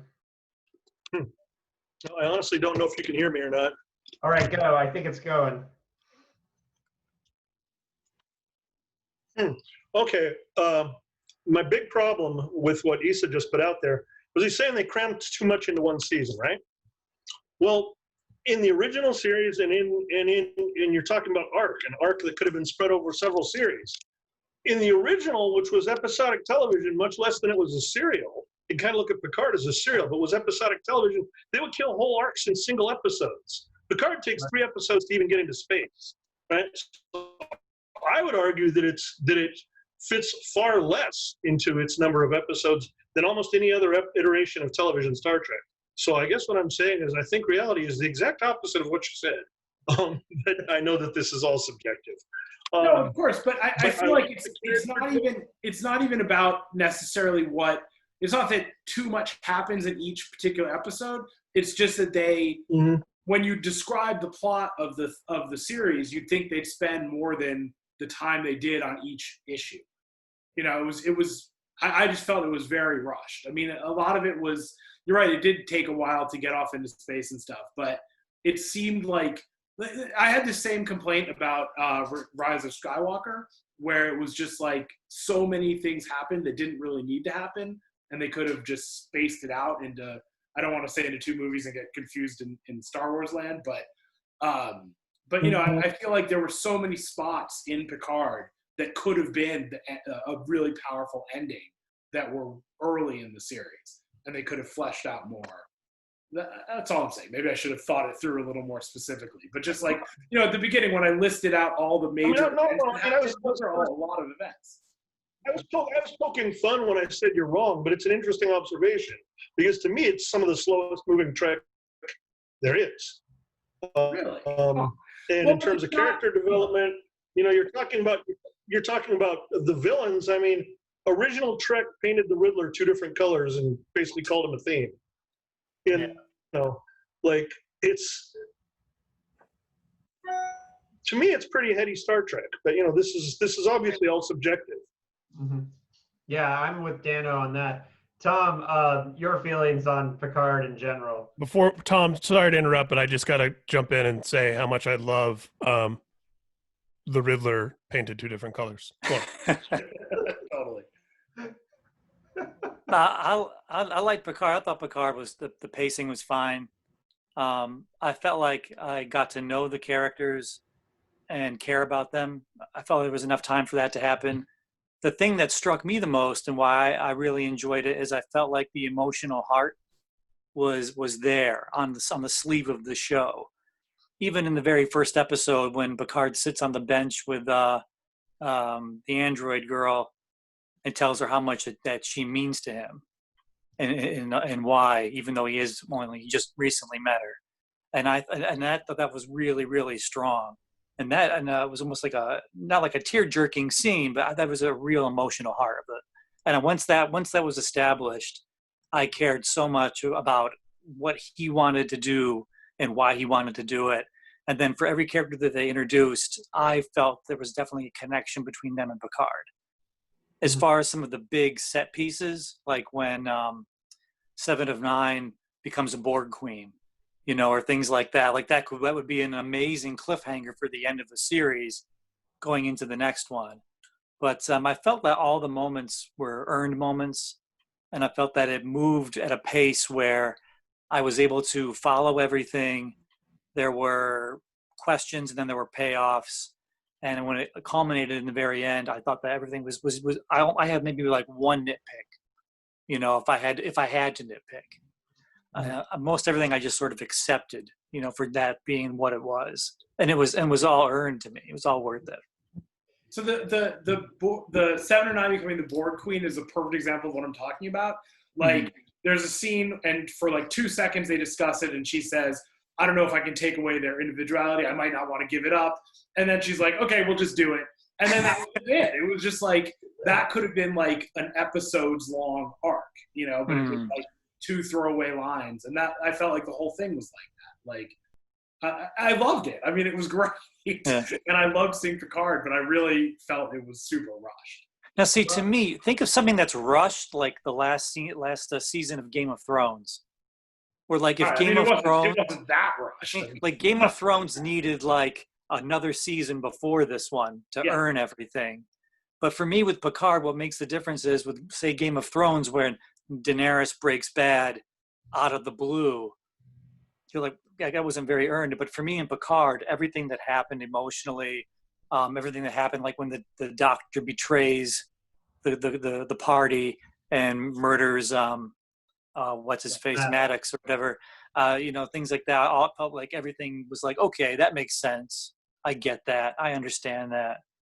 To use like, for something that's really rushed, like, the Game of Thrones stuff compared to Picard. No, it wasn't like rushed like Game of Thrones. I just felt like they could have done less. I mean, okay, so Riker comes in with this fleet at the perfect time, and that was sort of like, okay, the cavalry arrived. I thought that was a little bit cheap. The AI, why did they send the signal to the AI to come through the wormhole, like, and then the signal stops, so the AI just doesn't come anymore. Like, okay, they're just not coming now. That's cool. But there was just a lot of stuff that it was just like, this should have been like a full episode worth of something, And, Well, yeah, you know what I like about that AI? I like the fact that it was a giant mecha Cthulhu that was coming out of that hole. You know what I mean? They really should have loved that. It would have just been better to not show it. And with like having the ancient Romulan nuns, where you get a concept that's so frightening it destroys your mind. Right. Yeah. No, that was whatever. Yeah, I like that touch. Yeah. One of the things that I loved about the show Picard, and this could be my emotional connection to the year it came out, is that I just lost my father in the last year, and I had to go through watching him transition out as an older person, and I loved that they allowed Picard to be 94 years old. And I loved that. I loved that he couldn't do the action scenes that Daj just drags him along while the Romulans are shooting at him. He does shoot somebody at one point in the show, but he was allowed to be old. He doesn't know how to pilot the ship anymore. He has to figure it out at the end. These are all things that I really love, that they allowed him to be an old man. And I know for a fact that Patrick Stewart said at the beginning that was the only way he'd do it. He wasn't going to pretend to be something else. And I appreciated that. And for me, when I saw the toxic Star Trek fans going off about halfway through the series, for those of us who were watching it as it was going, people were like, I don't like this Picard getting yelled at by Starfleet admirals, and I don't like him, forgetting things, and like he should be doing more action. And I was constantly saying, no, he's not old. Yeah, in real life, he's 80. What do you want? Yeah. He's not Shatner. You know what I mean? Yeah. But then they put him in an android body that was basically the exact same. They didn't even make him any younger. It's funny you mentioned that. Earlier I was saying to Dave, that was my only nitpick, was like, if you're going to give him the souped up bionic man body, give him the super speed or something. You know what I mean? Something. Well, we don't know, because he might activate, and we don't know. If this Picard activates, would be sick. Yeah. Think of the cup of tea he'd be making then. Right. Well, and so I did really appreciate that they allowed him to be old and to get old and to be vulnerable. And I loved the scene when the when the Starfleet admiral said to him, "The fucking gall of you to come in here," because in my backstory on this is that these came out on Wednesday nights, Thursday at midnight. And so I watched every episode Thursday morning before leaving for work. When I watched that episode, I literally was sitting in my chair and I was just like, damn, off on Picard. It occurred to me that I binged the whole thing, and it may have seemed like there was too much happening. It might have seemed less like that if I'd watched it weekly. Week to week, yeah. Yeah. That's definitely a possibility. Because Yeah. I'm frankly surprised that not everyone else feels that way too. Yeah. So for me, how I watched them all in one day. It was too fast. No, well, I didn't watch them in one day, but I watched one episode a day. But you had to cram. Yeah. Yeah. Yeah. And for me, I had the experience of watching them as they came out. So what I would do is that Thursday morning, I would watch it. And then the day before the next one came out, I'd rewatch the last week's episode to kind of like digest it more. And then, you know, and I didn't feel that it was rushed myself, but, you know, I'm definitely the biggest Star Trek nerd here, I think. I don't know if yeah. No one's fighting you for that one. You got it. Yeah, no one's going to fight me for that. But I would say with Picard that I think that was one part of it. But then the fans also reacted to, and I think Downey, you wanted to talk about this. Do you have general thoughts on Picard before we get into the dystopian aspect, or do you just want to go there? You're muted. Sorry. Yeah.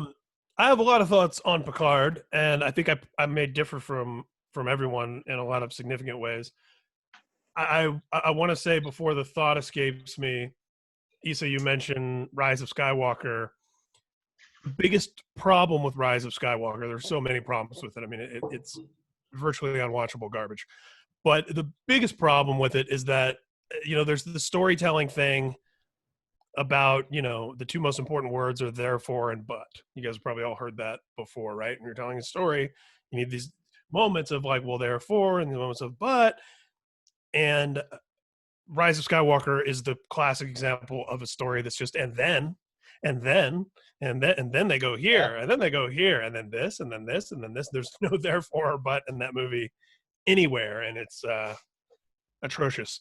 I will say, I want to speak to the thing that all of you guys have brought up about episodic storytelling in general. Because, yeah, I like Issa, I binged Picard, but I felt that it plays much more like a 10-hour movie or whatever than a TV series. And I think when you talk about things feeling Star Wars or feeling Star Trek and whatever, that's probably the most, well, there's a lot of things that I have issue with as a Star Trek series, but that's probably the most unsettling, is that it just feels like a really long movie.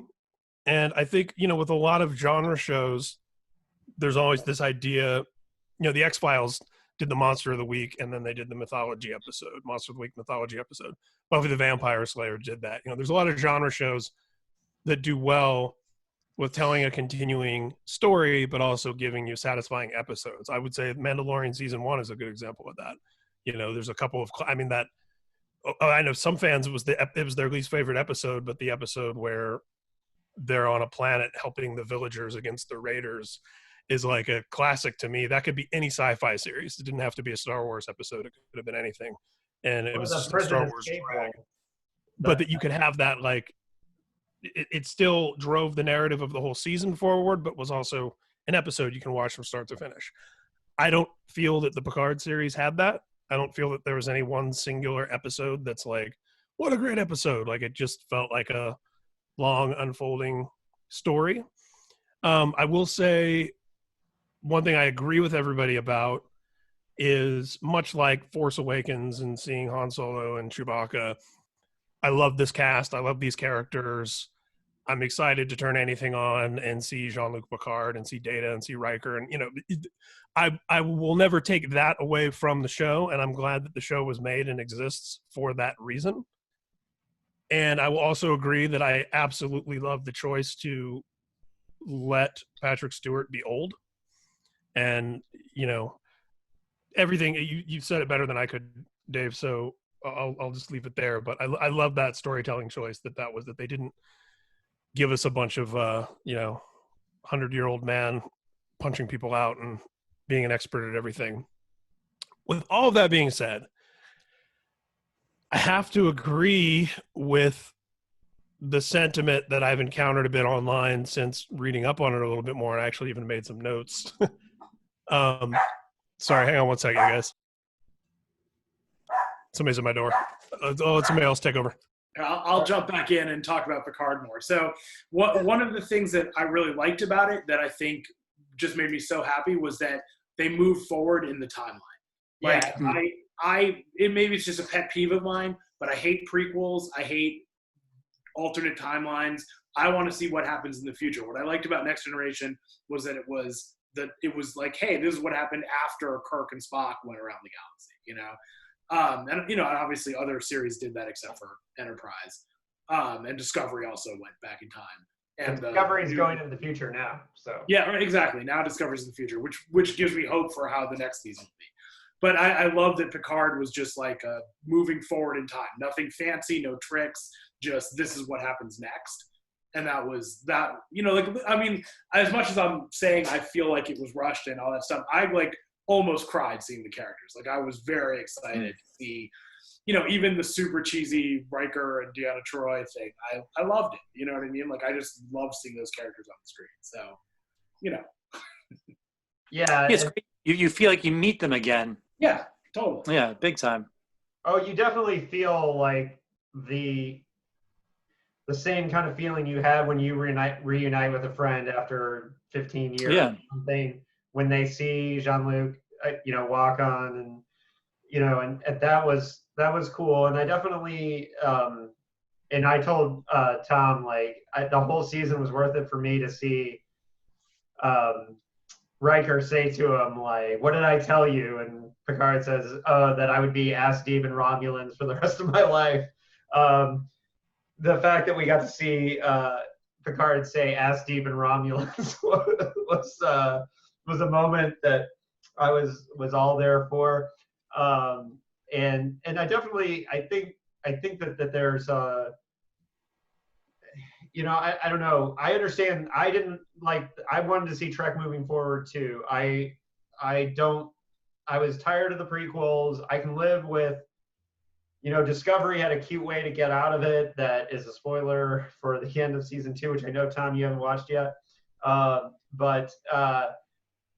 a lot of what you had to do with Discovery was trust the writers. You had to trust them that they were going to bring it in, because halfway through both season 1 and season 2, there were a lot of questions where in Discovery you could be saying to yourself, what the hell is going on? This doesn't make any sense. And I do think the writers brought it home.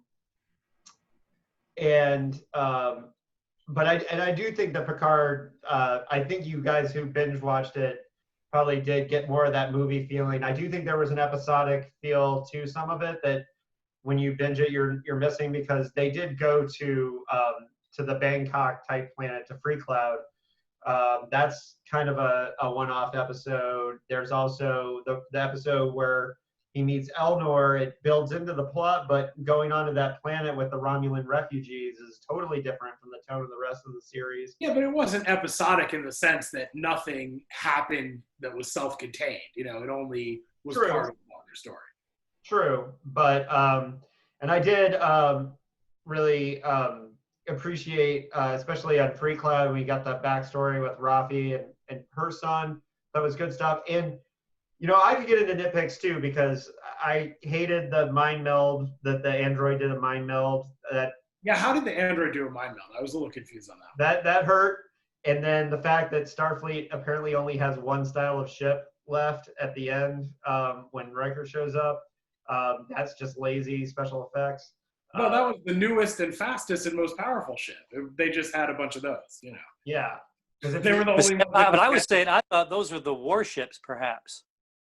Yeah, Like those were Starfleet's warships. They were the only ships fast enough to get there in time. Yeah. So, and I think what Ryan was wanting to get to is this whole idea of, and this is what mirrors real life and what we're going through in the real world right now, which is the dystopian nature of the Federation under stress. From a canon perspective, it makes sense in the Star Trek universe that the Federation would be in this situation, because if you look at just story-wise, they've just survived the Romulan supernova, which disabled the entire section of the Beta Quadrant. You have 2 Borg invasions, a Dominion war, and so you're going to have, the Federation is going to be under stress. And I think the whole theme of the show, I think the bottom line of, what they were like, if you're going to sum up Picard as a series in one thing, it's that you have, it's this idea that everything, that this ideal government and this ideal situation is falling apart. And Picard is the right foil for this, not because he's a heroic hero who knows how to shoot a phaser, but because he's standing up for the ideals that no one else is standing up for. And he's the only one that can do that. And that's why one of the key moments, and I explained this to Tom when we were talking earlier, one of the subtlest, most awesome moments of the finale is when Soji's got the beacon on and Picard's basically giving her a speech about why she should turn off the beacon. And the camera turns to Riker and he doesn't say anything. He just smiles. Because that is Riker saying, that's my Jean-Luc. That's Jean-Luc Picard. He's going to save us with his tongue, not with his phaser. And he's going to get us out of this. And that, to me, was one of the subtle, awesome moments of this series that really bring it home.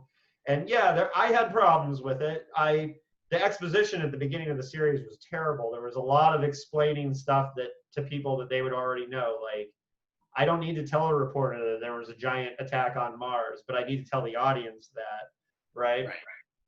So there's a lot of that in the beginning, and that was a little rough, and it took a little while to get going. And it took 3 episodes to get into space. Yeah, I didn't really care if he got into space or not. The whole action could have taken place on Earth. I would have been satisfied. Yeah, and I agree with that, because I think that there's a lot of important stuff that were there. And Tom and I talked about this earlier too. Can we talk about this? He had 2 awesome ex-Tal Shiar agents on his farm. The cook and the butler, why didn't he bring them with him? You know what I mean? Well, hey, they had to handle the harvest, guys. Come on. Oh, that's true. Starfleet needs that wine. The Romulan woman was my favorite character on the show. I don't know why she's learned to speak English in Ireland. I was going to say, I have no understanding why the Romulans are Irish. Yeah. I think it's because the Romulan learned to speak English from an Irish AI or from an Irish, person. You're making excuses for the old Romulans. Yeah. Well, I got a couple friends from Japan, and they learned English in England. Okay. So when they speak to me, they speak with an English accent. Before then, when they dip back into Japanese, it's totally gone. So to me, when I saw Romulans speaking with an Irish accent, I just kind of figured it's probably the same kind of thing.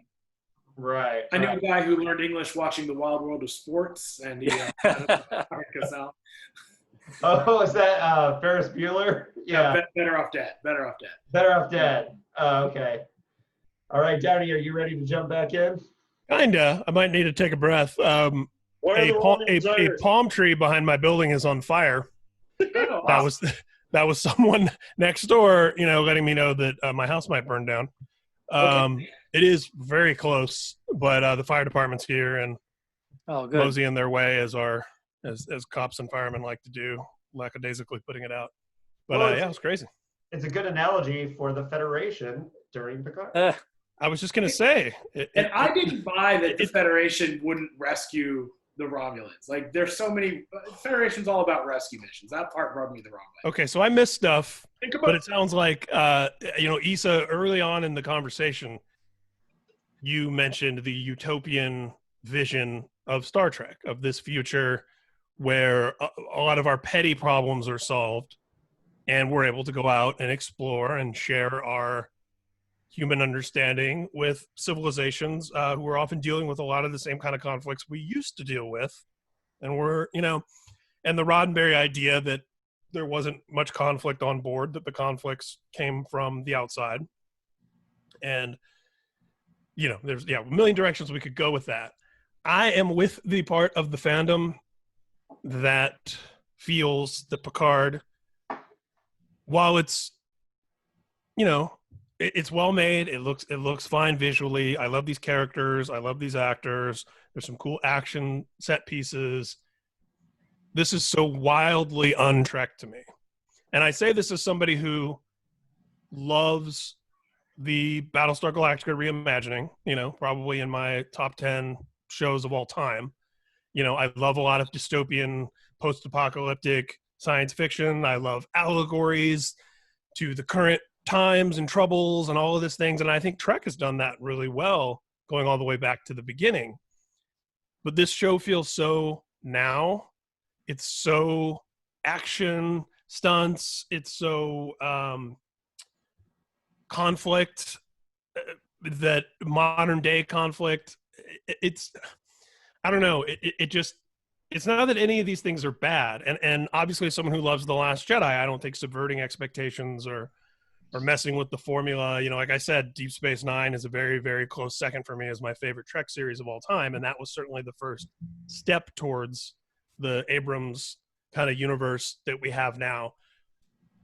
And I'm not such a super fan that I'm bogged down in canon and I'm going to nitpick stuff like that. But there are some canonical problems with this show that are on a macro level that I think even a casual Trek fan would notice. For one, and again, this is for us next generation lovers, I suppose, the relationship that Picard and Data have in the Picard TV series has no basis in any other on-screen depiction of how those two characters related to one another and interacted at all. If anything, it's almost like they gave Picard Geordi's relationship with Data. Like they had some like whimsical, emotional, complicated friendship that I don't remember those two characters ever having. Like the weird obsession with Data and the longing and whatever it is that was happening there. Just Ryan, I feel like the movie. I'm forgetting the movie where Data dies. They sort of set the seeds for that pretty well. I would. It set the table a little bit, but it feels really disconnected from the Next Generation to me. I read an article. I don't remember who put the article out. I wish I did, but it was all about why all the years that you didn't see Picard getting close to Data was done off screen. The article said that like you only had so many years of Next Generation that we saw. Yeah. But as far as all the years that came afterwards is when they really got this closer relationship happening. Well, I have a friend who he and his wife, Star Wars was their cultural blind spot somehow, and they're both a lot younger than all of us. They're late 20s, early 30s between the two of them, and they had just somehow, like some of us, we have our blind spots. They had never seen a Star Wars movie, so in quarantine, that was one of the things they did is they knocked out Star Wars movies, and they came to me and said, what should we watch and what order should we watch it in? And as I was taking 10 minutes to write out 3 different ways that they could watch it, they just started. I'm like, no. And they're like, well, we just turned on episode 1. I mean, it says 1. How could we go wrong starting here, right? Oh, yeah. And I found myself already, so it's a husband and wife. The wife won't watch cartoons. And I've spent all this time whittling down, 13 seasons or whatever of however many animated shows into like a really tight, compact 3 hours of Clone Wars episodes where I was like, watch these in between 2 and 3. It's going to make 2 and 3 better. I stand behind that, but I can't deny them their point of, I shouldn't have to do all this extraneous shit for this to make sense. You shouldn't have to do this headcanon of filling in the blanks of the relationship between Picard and Data, for example. I get that. As much as I love supplemental material in these franchises, it should always be that supplemental. And as much as as much as I love the Clone Wars and I love Rebels and I liked Rogue One, I understand the arguments that, like, hey man, 1, 2, 3, 4, 5, like it should all like go seamlessly into one another, and I shouldn't need a Star Wars nerd to sit me down for 30 minutes and explain to me why these shitty movies actually aren't that shitty. No. And that's kind of what I feel like I'm seeing people do with, I don't mean in our chat right now, but in out in the fandom with Picard. But let me just before the smoke takes over my lungs, let me just, it's legitimately, it smells like barbecue in my house right now. I made notes because there was a couple things I want to make sure I didn't forget. There's the Picard data thing. There are so there's two other big things I'll go into. One, and I'm not a hard sci-fi guy. I don't know if you guys watched the show Party Down. There was the character on there, Roman, who was a hard sci-fi writer. I always think of him as the archetypal. I don't know if you guys watched Silicon Valley. It's the same actor who played the Satanist programmer. Okay. It's awesome. He's awesome. You should watch Party Down. He's awesome on that. But yeah, his character is literally a hard sci-fi nerd. And I don't dig into the science of things, but I do appreciate that Trek always seemed to have some sort of loose footing in the science side of science fiction. And Abrams just doesn't give a fuck. Like, stars just nova. You know, there's no like stages in between getting there. Somehow an advanced civilization like the Romulan Empire has no idea that that's going to happen, and they can't use their own ships to go anywhere. And then it's like Krypton, isn't it? I mean, yeah. And then the atmosphere of Mars just igniting, which like a base level. I'm not a science dude. I'm not like Mr. Astronomy outer space guy, but I know that it's not that easy to set the atmosphere of Mars on fire because it's just not that flammable. So like some stuff like that, but I could get over some of those nitpicks. My big and last issue with the show overall, and I'm not saying I didn't have a good time watching it. I love the characters, had good action stuff. You know, I mean, there's a freaking samurai sword in the show. Of course, I love that. As a big fan of the Alien Swordsmaster novel, I know at least Agronoff will be familiar with from the V franchise. Yep. My biggest problem with it, and again, I don't take this away from any other sci-fi fantasy series. I just think so many, you know, I think Battlestar Galactica does this really well.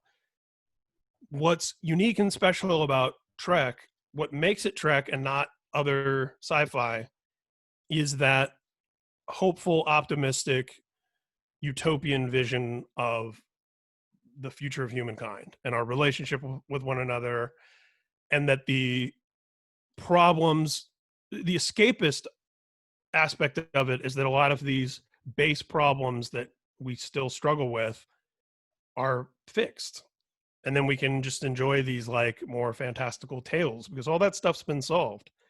And this show really brings us, I mean, it opens up all sorts of questions about like, how do the economics work now? Because there's, you know, buying and selling and like things that like didn't really exist in Trek, to my understanding. Like there are all sorts of things that pop up in Picard that like just don't seem concerned with any sort of narrative consistency there. And then there's, you know, there's the Federation is now like super xenophobic and racist. And again, and I understand deconstructing things and getting into real issues of today and telling it in this allegorical nature. But that's for all the other, that's every other piece of sci-fi out there. We've got that. You can drown yourself in that. Trek is supposed to be our refuge from, and I'm not like an optimist. I'm pretty cynical by nature. I'm pretty skeptical. I feel like a dystopian post-apocalyptic future is much more likely than the Roddenberry future. We're living. But give me the Roddenberry future when I'm watching Trek. I don't need Trek to remind me that people are racist and xenophobic and terrible and monstrous, want to murder each other, and you know. So that's my big issue with it. Well, you were outside burning the house down, and good luck with that. David made a point that goes directly to what you're saying, so I kind of hate that there's a blind spot in our dialogue. But he said that one of the best payoffs in the final episode of Picard is sort of when Picard goes into Picard and Roddenberry speak in terms of the value system he's demonstrating and the way that he's trying to relate, to her as the beacon is on. And they cut to Riker and he's smiling at that. And it's kind of like the mindset comes home to the mindset that you're saying is missing. And it's executed as a huge payoff. That's the way I translate your point juxtaposed against his point. His point doesn't work unless your point's true. Like right. The strength and the power in his point is that, yeah, that is missing, and that's a problem through the whole thing. And, oh, you knew that. Well, and that's why I did the commentary that I already did on this podcast, comparing that the Picard writers got the right lessons from Last Jedi, is that you had to have everything fall apart for Picard to fix things. And by the way, what I think we're leading up to, and I don't know how much everyone, because I know Tom hasn't watched all Discovery yet, but these series are coming together, folks. That the fact that we have an AI in control in season 2 of Discovery, and we have this AI in Picard, these series are going to come together. And we know that what Discovery is doing right now is going 900 years into the future to save the Federation. And I have a feeling, and this is just me guessing, is that the Picard team and the Discovery team are going to end up saving the Federation. I think we're going to have a timeline in Discovery where the Federation has been gone for 900 years, and Discovery and Picard are going to have to, they're going to have to go back and save the Federation. So I don't need to watch the rest of Discovery. You're good now. Yeah. Well, I won't retain much of it. You know what I mean? So I think Tom, when they do see it, I'll where still are be you in surprised. Discovery, Tom? Did you watch season 1? No, I haven't seen any of Discovery yet. Okay. It gets really good. Just stick with it, even if you don't love it. Yeah. I Like, haven't seen well, any Discovery either, but I heard that it starts off rough and gets better. David was telling me that the first 2 episodes were more like a prequel, and the show really gets rolling at the third. Start at episode 3. Start at the beginning, but just be prepared. Bring like your phone with you and be prepared for a whole lot of Klingons talking to each other about I was stuff. going to tell my friends not to watch episode 1 or 2 of Star Wars. I was literally what I was going to tell them was watch Star Wars 77, see the same first movie most people saw, watch Empire, see how great it all is, then go back and watch Revenge of the Sith for the story of how it got there, then watch Return of the Jedi for how it all finished, and you can really be done there. You could even start with Rogue One if you wanted. That would You could. I mean, Rogue One's great. Yeah. And then they were like, no, we want to watch every part. film and no cartoons. We're going to watch every film and no cartoons. That was their. I've never seen it. As we're talking, I just got a text that said they're in the middle of Empire Strikes Back, which you could probably guess from context. Remember, they're watching all these movies in order. So they've watched 1, 2, 3, Solo, Rogue One. Oh, wow. And they're now watching Empire for the first time. And the text I just got was, Puppet Yoda is a weird ass, cackling and acting like a leprechaun. What is happening? Because they only know Yoda from all those other movies. Right, yeah. Awesome. So before we get into Discovery a little bit, I want to make the argument for episode 3. The thing, if you start Discovery at episode 3, it's like watching, if you watch the first 2 episodes, it's like watching Escape from New York, except for there's a 2-hour scene of Snake Plissken robbing the bank, getting arrested, and here's who Snake Plissken is. You don't need all of that to watch Escape from New York. And Discovery episode 3 was supposed to be the pilot, but the studio said, we need more action, we need more adventure, we need less mystery. And trust me, if you start Discovery at episode 3, you'll be happier. Because, and you can go back and watch the rest as a prequel if you want to, but start at episode 3. And I'm going to do a whole episode on why you should start Discovery at episode 3 eventually. But I do want to say, as far as like the dystopian things, I do think that I understand what the fans are saying, but I think it comes into the whole Last Jedi category of people not wanting the conflict that is natural to storytelling. I understand your argument, Ryan, about why you don't want your Star Trek to be negative, and I get what people feel about that, but you know, they said the same, you know, this is, to put it in Ryan's speak, this is people being upset about Ride the Lightning having a ballad. You know, and there's the people who think that Only Kill 'Em All is the only good Metallica album. They're crazy. We need to progress. We need to do these things. And I'm not, and I do think that Picard may be more of a hardwired, you know, like we should stop with Metallica analogies because that's the two of us. But but what I think is going on with Picard is that we're also at the beginning of the story, and we're going to get more. But you know, where it goes is interesting from here because Picard is a synthetic being now, and I think they are paying off that arc. And the one other thing I would say to your criticism, Ryan, is that Patrick Stewart addressed specifically, it was an interview, he was asked if they had overdone the relationship between Picard and Data, and he specifically pointed to the last scene of Next Generation when Picard goes to play poker and everyone's like freaked out that he's there, right? And then he's like, I should have done this years ago, right? And so what Tom's saying is they were setting up for the movies that Picard was a different captain, and you have scenes where they're in the holodeck and he's playing games with them in the holodeck and he's doing more things like that. So I do think that they kind of set the seeds for this, but I see your point. And I do think Patrick Stewart specifically told people to look at the last scene and of the series, the poker scene. And for the record, I'm not saying obviously that stories shouldn't have conflict. I just think that when you're playing in the Trek sandbox, there's a different sort of challenge of how do you create compelling conflicts story-wise without betraying that central premise of the Federation and what it stands for, and that being kind of the anchor or the guiding light of what makes it Trek. This is my opinion. And that is arguably a much harder thing to do than in other types of science fiction, but that's also part of the reward when that's pulled off. And I think this show went a lazier route of doing a very modern sci-fi action show, which is fine on its own merits, but just I have a hard time feeling it like it's very connected to the feeling I get from Trek. Oh, they've been working the Enlightened Federation angle for 40 years.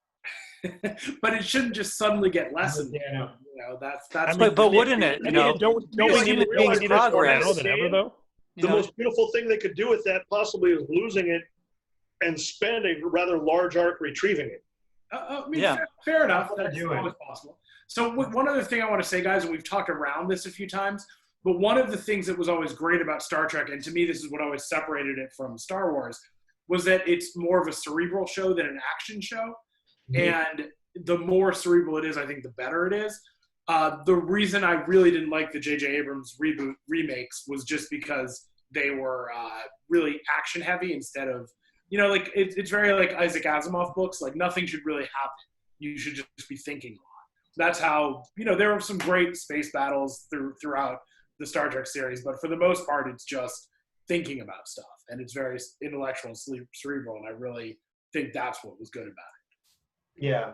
And we've been going for 2 hours, so I definitely want to start wrapping up some with some final thoughts. But I really quick before we do that, Dano, Discovery season 2. Tell me your thoughts. Why you love Discovery season 2, and then There's a bunch of different things. Several times, like a bunch of the mid-period TV shows, they did a lot of different times.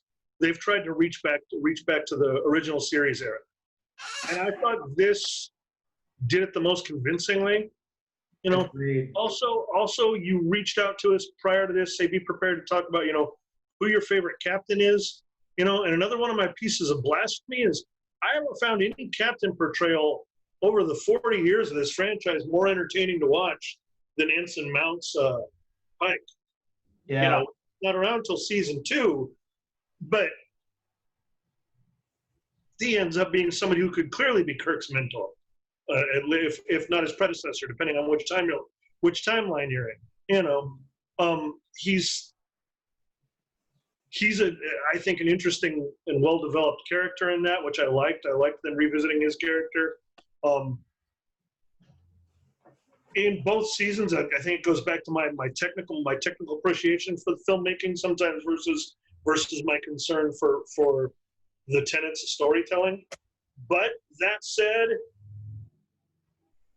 I like a lot of places they went with the storytelling too.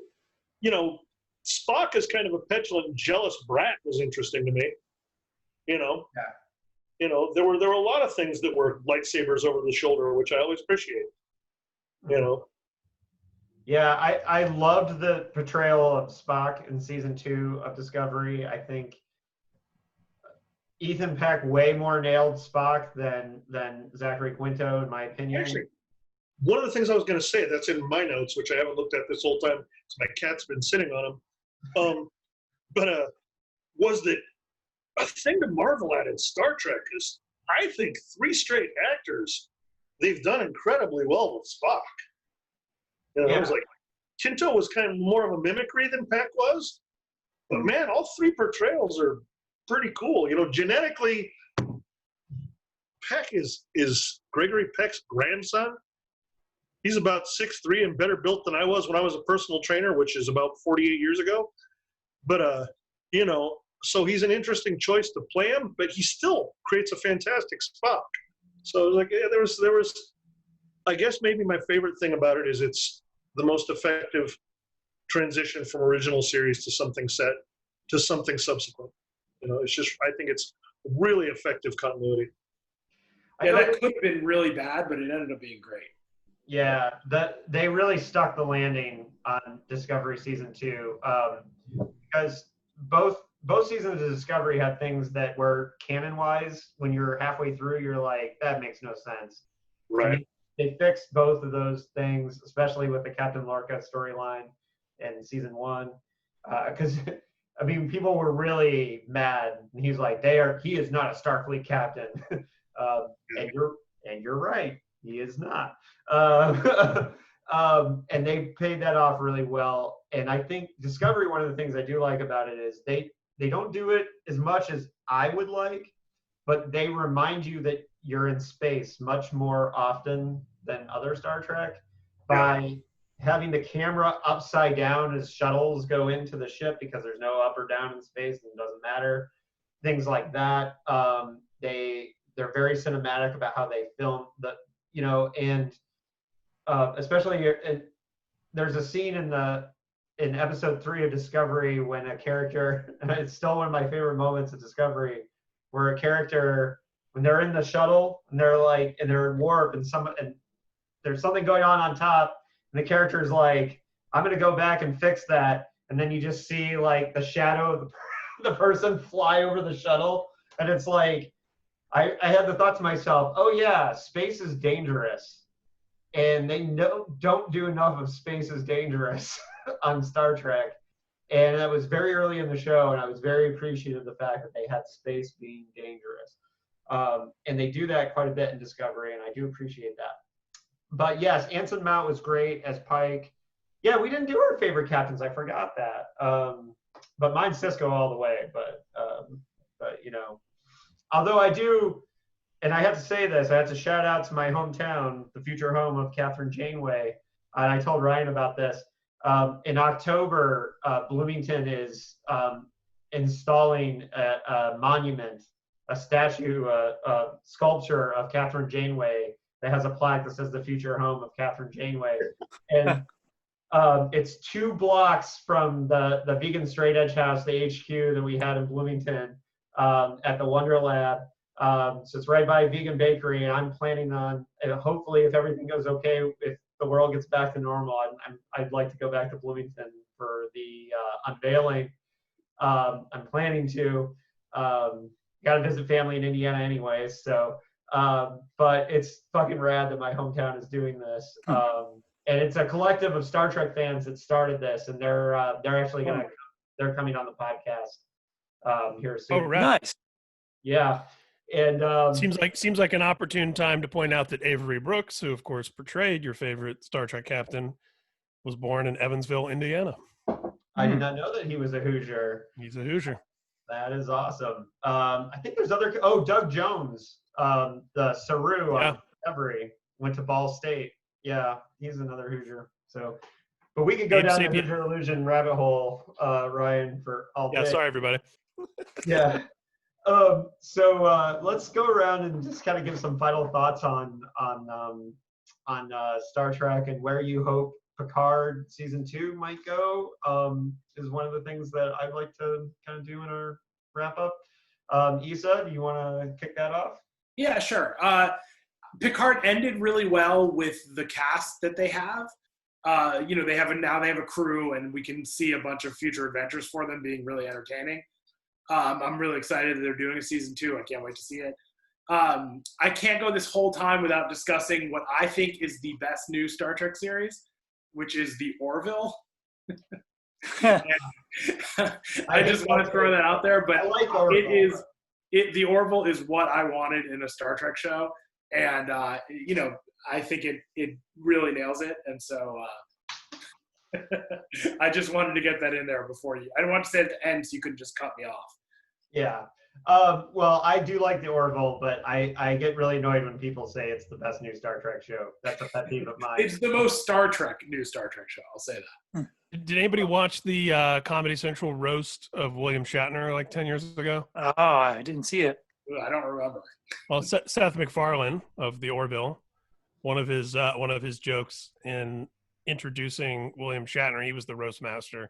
He says, the guy who played Captain Kirk before Star Trek looked like a bunch of gay guys working in a Mac store. So that was his Abrams diss.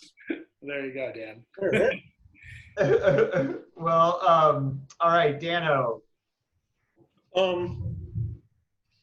Well, there's a couple of things. We ended up spending 2 hours as a bunch of boys standing around talking about the boys of Star Trek, which was kind of weird because all of the shows typically have at least one hypersexualized character that they use as a ratings anchor. And it's not my least favorite part of things, although it's maybe not my most enlightened thing. And I really don't know if I buy that intertwined fingers bit at the end between Seven and what is her name? The character. Okay, who has the bad relationship with her son. That's supposedly an improv thing in that pan shot. And I don't know if I buy that. I want to see whether they're really taking that to some far down that rabbit hole or not. I think that's interesting. Well, that brings up an interesting point, though, because Star Wars handled having a gay characters in it very terribly recently with Rise of Skywalker. Discovery not only has one of the best gay relationships that's been on TV recently in a long time, but with the Doctor. Yeah, with the Doctor and Stamets the engineer, they actually, their relationship is so complicated that it's great because it's not just like, but I don't want to get too much into it because I don't want to ruin it for Tom, but sorry, appreciate it. Yeah, but anyway, future. Go ahead. I'll just mute us for a second. Yeah. So Star Trek, I think, definitely Discovery gets credit for not being afraid on the gay relationship thing at all. I agree. I'm just curious whether those two, in doing that, forced it to become a much larger element.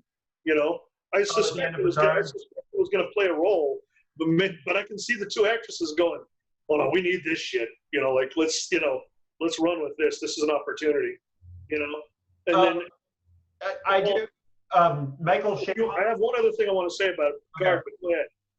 Michael Chabon did comment on the Rafi and Seven holding hands. It was improvised, but that was much like Picard surviving at the end. They needed a reason for Seven to stick around.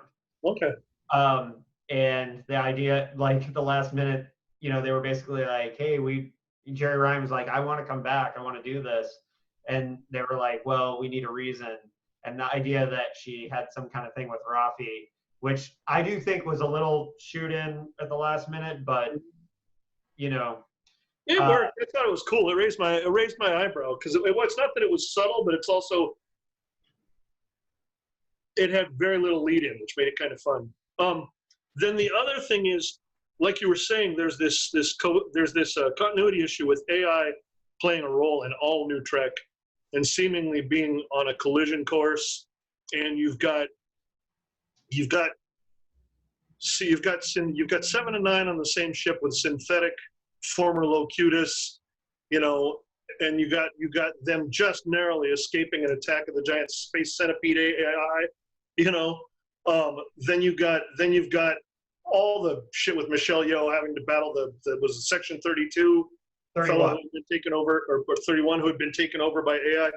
They clearly have a technology debate and an artificial intelligence debate moving to the forefront of that show, and I'm really excited to see where all of that goes in New Trek. That's probably my primary preoccupation. Yeah, it for me, with where they're going forward in the future with the AI storyline, I think that it's going to have to come together. I do think that one thing that they made a mistake on with Picard was having the throwaway line that, like, well, now that the synth band is gone, as if like that would just happen like instantly. Because I think the synth band is the most interesting idea for season 2 is, what if Picard suddenly became illegal? Like, he's a synth now. What if like they have to be on the run because he's, and I think that they could get there with that. And that was my first thought of like where I would go with season 2 is they're probably going to have him run across a shit ton of synth prejudice. Yes. And I think that that's going to happen. And I think that's going to be part of it. But I also would like to see them do something besides AI. I love that whole synth prejudice storyline when it was called Blade Runner. That was great. Yeah. Well, and yeah, they've definitely way overdone that a little bit. Yes. And it was great in Blade Runner. But Tom, thoughts on the end of Picard and where you'd like to see it go? I think AI is going to become a real issue, and it already has for many people in our world.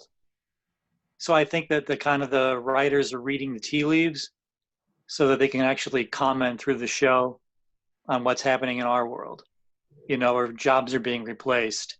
There's in the next, like, I forget how many years, about 90% of all lawyers are supposed to be obsolete because AI is going to do everything that a lawyer can do except for a lawyer that's very specialized in something.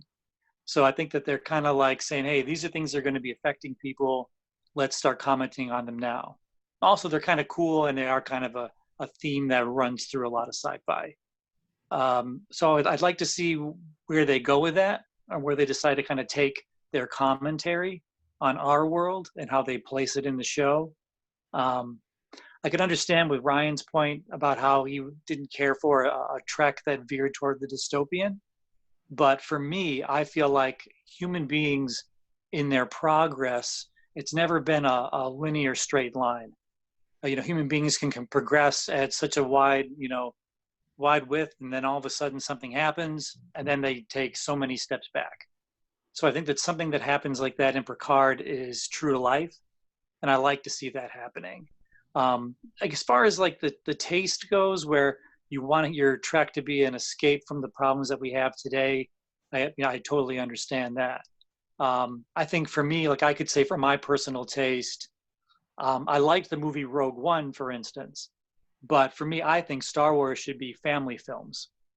And I think that it shouldn't be a family film that is like, okay, now here's the part where Yoda raps. You know what I mean? It should be like a family film in the way the Star Wars and Empire and Jedi were. Yeah, right. So I can understand it's a matter of taste, being like, I would rather it to be something that is, not too far off the beaten track of the world that we live in. Something like, kind of lost my train of thought there. I'm sorry, what did you say, Dan? What's funny about that too, though, when you mentioned Rogue One, is because Rogue One, like, I've been dying and waiting for Star Wars to have consequence. To be like the scene where Cassian Andor like shoots a spy just so he won't get the word out. Like, I was dying for Star Wars to do that. Mm. But I also understand that I think there needs to be a little bit of both. Like, yeah.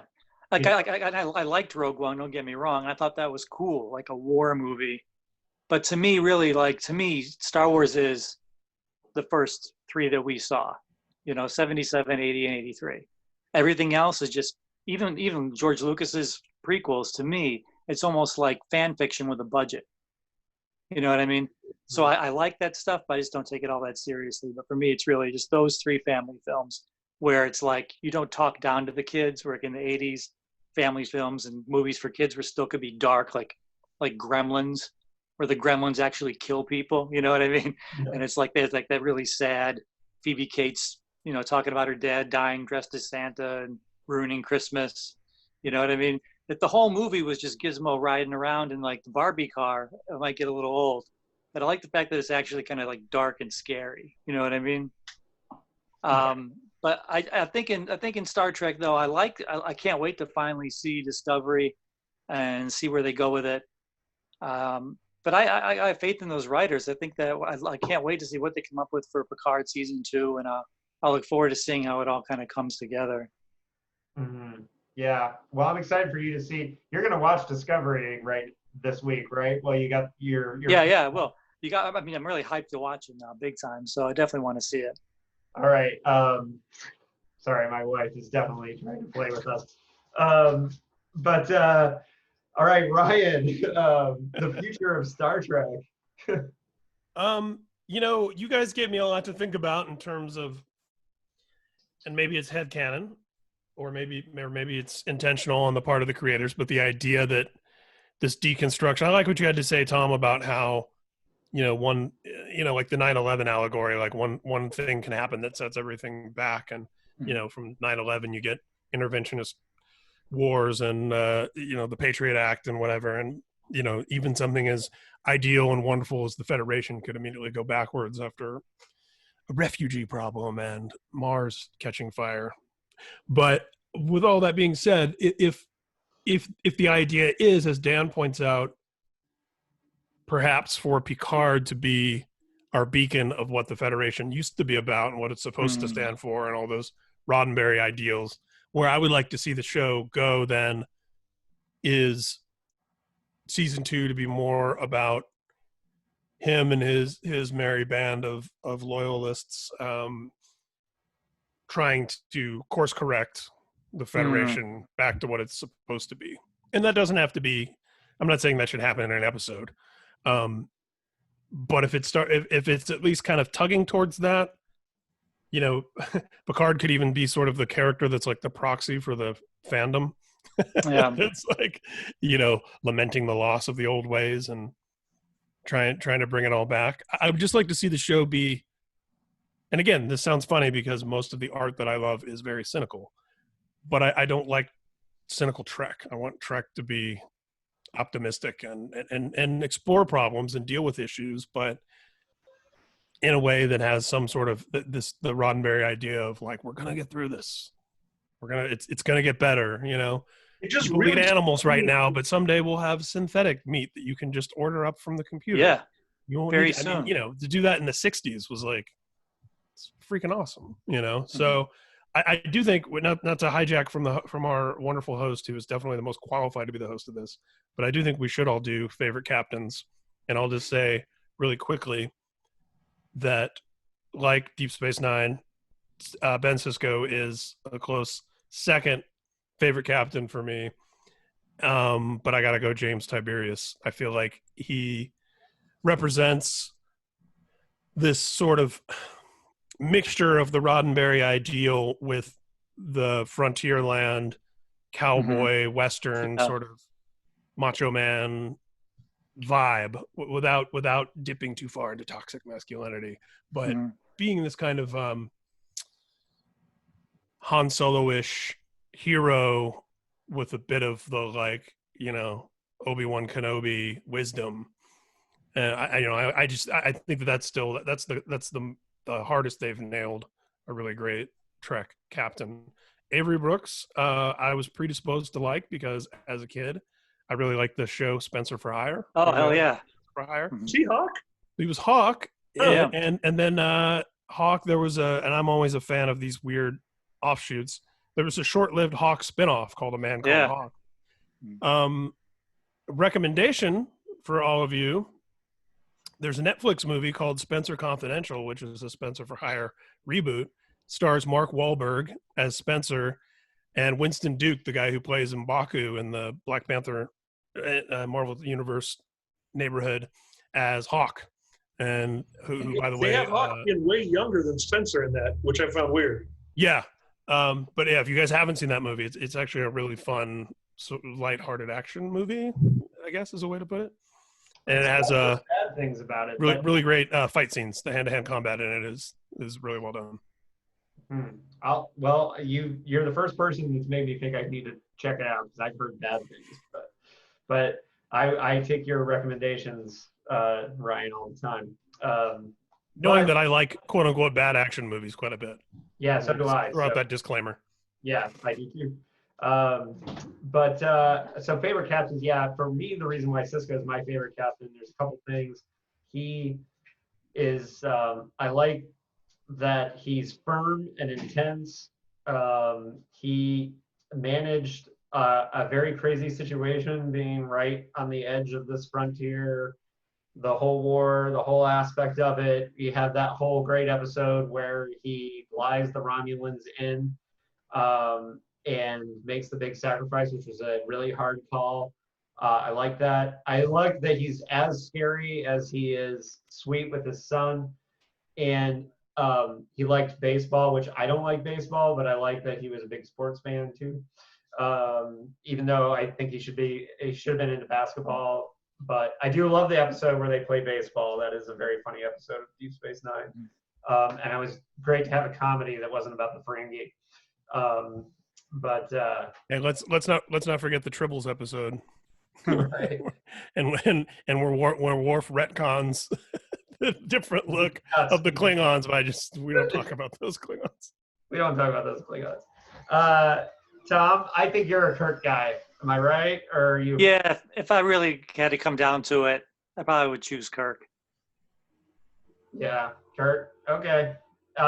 Isa, you're a Picard guy all the way, right? You know, it's actually a tough call. I would, if you put a gun to my head, I'd have to go with Picard. But I really think the casting and the characters of every single captain on every series has been excellent. Like, it's really hard to pick one that isn't good, you know? But yeah, Picard. Yeah, and I want to put a plug in there for Janeway, the Hoosier, because Janeway got them back from across the Delta Quadrant, and Yeah. the whole episode where she takes them undercover as Borgs, the Scorpion storyline, was bold captaining, very bold captaining. And she did cut some corners to get them home. Yeah, We got to do some. Home. She got them home, and then traveled through time to get them home faster. because the first time sucked. She got a redo. She got a mulligan on that homecoming. Yeah, she made a big sacrifice for her crew. So let's give it up for Janeway. And even Scott Bakula on Enterprise, he was a fine captain, and he wasn't the problem with the show. And I will say that there was an episode of Enterprise early on where they were on an alien planet and they looked for our sun in the sky. And I so appreciated that moment, because in all of Star Trek, they never did that. They never had a scene where they looked at the sky in an alien world. And Enterprise will always have a little special part in my heart for that scene, because that was incredible as a stargazer, as a person who keeps a pair of binoculars by the door to go look at stars. I appreciated that. Dano, your favorite captain is it? Well, I already said Anson Mount's version of Pike. I mean, I was a Kirk guy up until then, very much a Kirk guy, and I like that Han Solo analogy. I mean, the easiest way for a Star Trek captain to get on my good side, which Mount is subtler and drier about than Kirk is, but is to be a smartass. You know, if they've got a quick comeback, if they can run dry, I'm pretty happy. Well, Anson Mount as Pike coming onto the bridge and saying, what shitstorm have we stepped into now? Right. That's awesome. Like, you know, we've been waiting, you know, the fact that they can swear on Star Trek, people like complained at first, but I just love that he walked on the bridge and said The that. thing when Tilly is taking his prints or whatever is she's somehow reading his hand to activate a device, and he goes, and acts like he's in pain. Yeah. And she jumps and she's horrified and he's just fucking with her. That was a new vibe and I loved it, you know.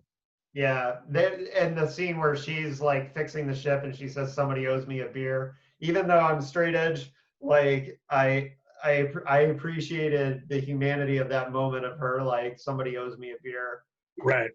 In that moment, and so some of these things that they're doing in New Trek, I really appreciate. But yeah, as far as the captain goes, you know, and Tom, you're about to find out, like, Anson Mount as Pike is super great. That's why they gave him his own show. Yeah. And the fans really wanted it. But speaking of the way that the world messes with things, season 2 of Picard was supposed to start filming on Monday. Oh, wow. Because of the quarantine, they have no idea when they're going to start. But literally, it was Monday. This coming up Monday was day 1 of filming. Where do they film? In California. That's Patrick Stewart power. Southern California is opening up way too fast for my taste as like a SoCal restaurateur. Yeah. Like, Newsom went from being one of the better stalwarts and one of the braver politicians in this thing in terms of not being concerned with public opinion to just kind of tumbling. So I wouldn't be surprised if Hollywood sets are rolling again in the next 5-6 weeks. Yeah. I know that they said that they're still building, that they were building sets when everything started. So they were already in the process. But Well, speaking of a show that doesn't need to build sets, Dave, do you know anything about when Star Trek Lower Decks is coming out? I don't know much. I don't know anything about it except that it's supposed to tell stories from the lower decks and that it's animated. Yeah, it's in production. It's Rick and Morty. It's the guy from Rick and Morty doing it. So I know that they've already finished they've written the first season, and so they're still they're in the process of doing it. But is it the same look as that animated short track? Yeah, I think so. One of them, they did one of the animated short tracks, but yeah, and there was another. Is it canon or is it more of a goof? It's canon. It's supposed to be canon. And I don't think it's going to be as funny as people think it is, because the Rick and Morty guy said, dude, I'm a serious Trekker. I want to do this. But the idea behind Lower Decks is that it's away from the bridge. And I've always thought that that's something that needed to happen. Because could you imagine if you're a person, you have no idea what's happening on the bridge, but you're like a science officer, and then all of a sudden, you're going to war. Oh, well, we went to war, and then you're attacked by some giant thing. Just all the times your ship is shaking. Yeah, and right. You don't know what's happening. And listen, me as a space nerd, when I watch Star Trek, I'm always looking at the tables and the things, because if I would piss everyone off so bad if I was a director on Star Trek, because I would be you need that cup to suddenly lift up because the gravity went crazy for a minute, and I would want those things. But one of the fun things I'm doing as a part of this whole thing is that one of the episodes I already did is where I kind of talked about how I would write the Pike show, even though I know it's already written, just kind of having fun with that.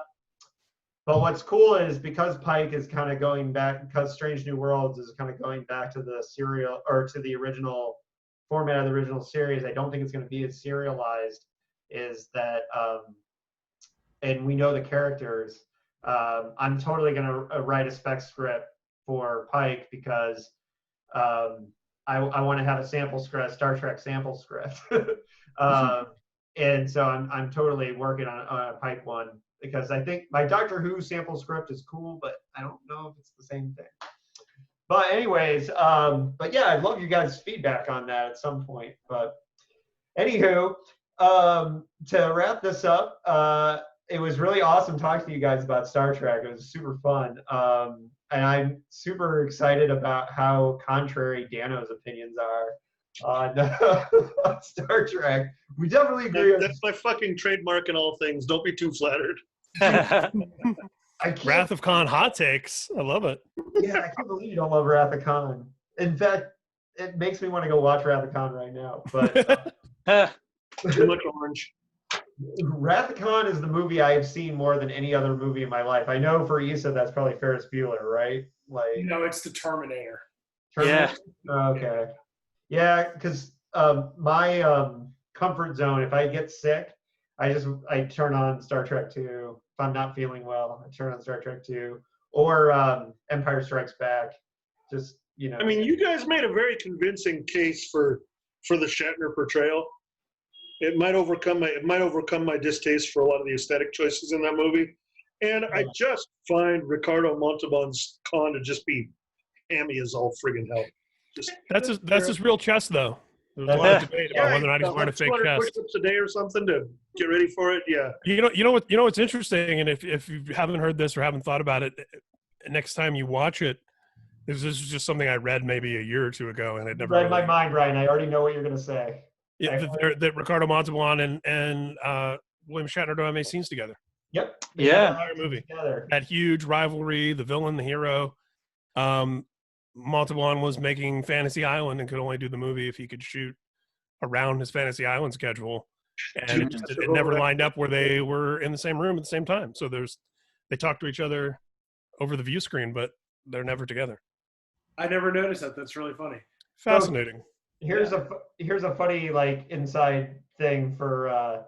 I knew exactly what Ryan was going to say. Ryan has a podcast that he does about Metallica called Speak and Destroy, which we should give a shout out to Speak and Destroy.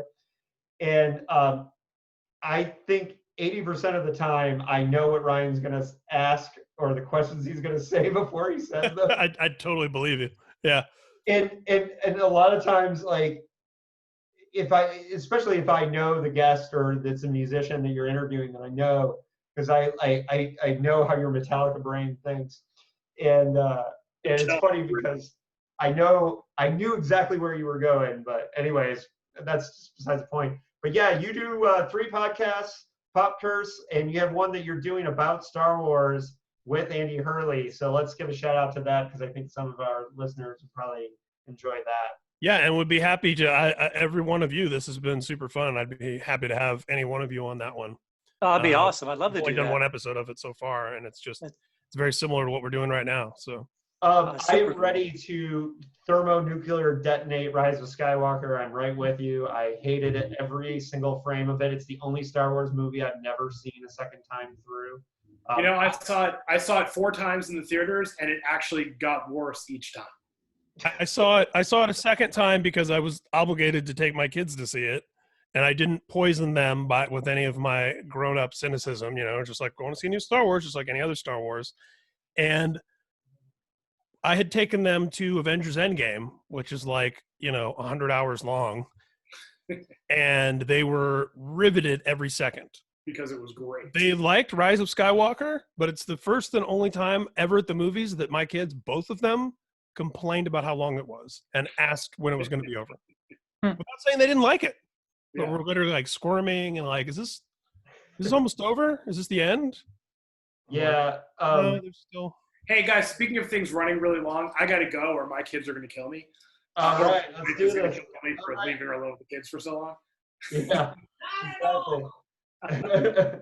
All right, everybody. It was great talking Star Trek with you. Thanks for having me on. Yeah. live long and David, thank prosper, you. Everyone. Live long and prosper, everyone. Yep. Guys, Take care, guys. All right. Bye. Bye. Good to talk with you.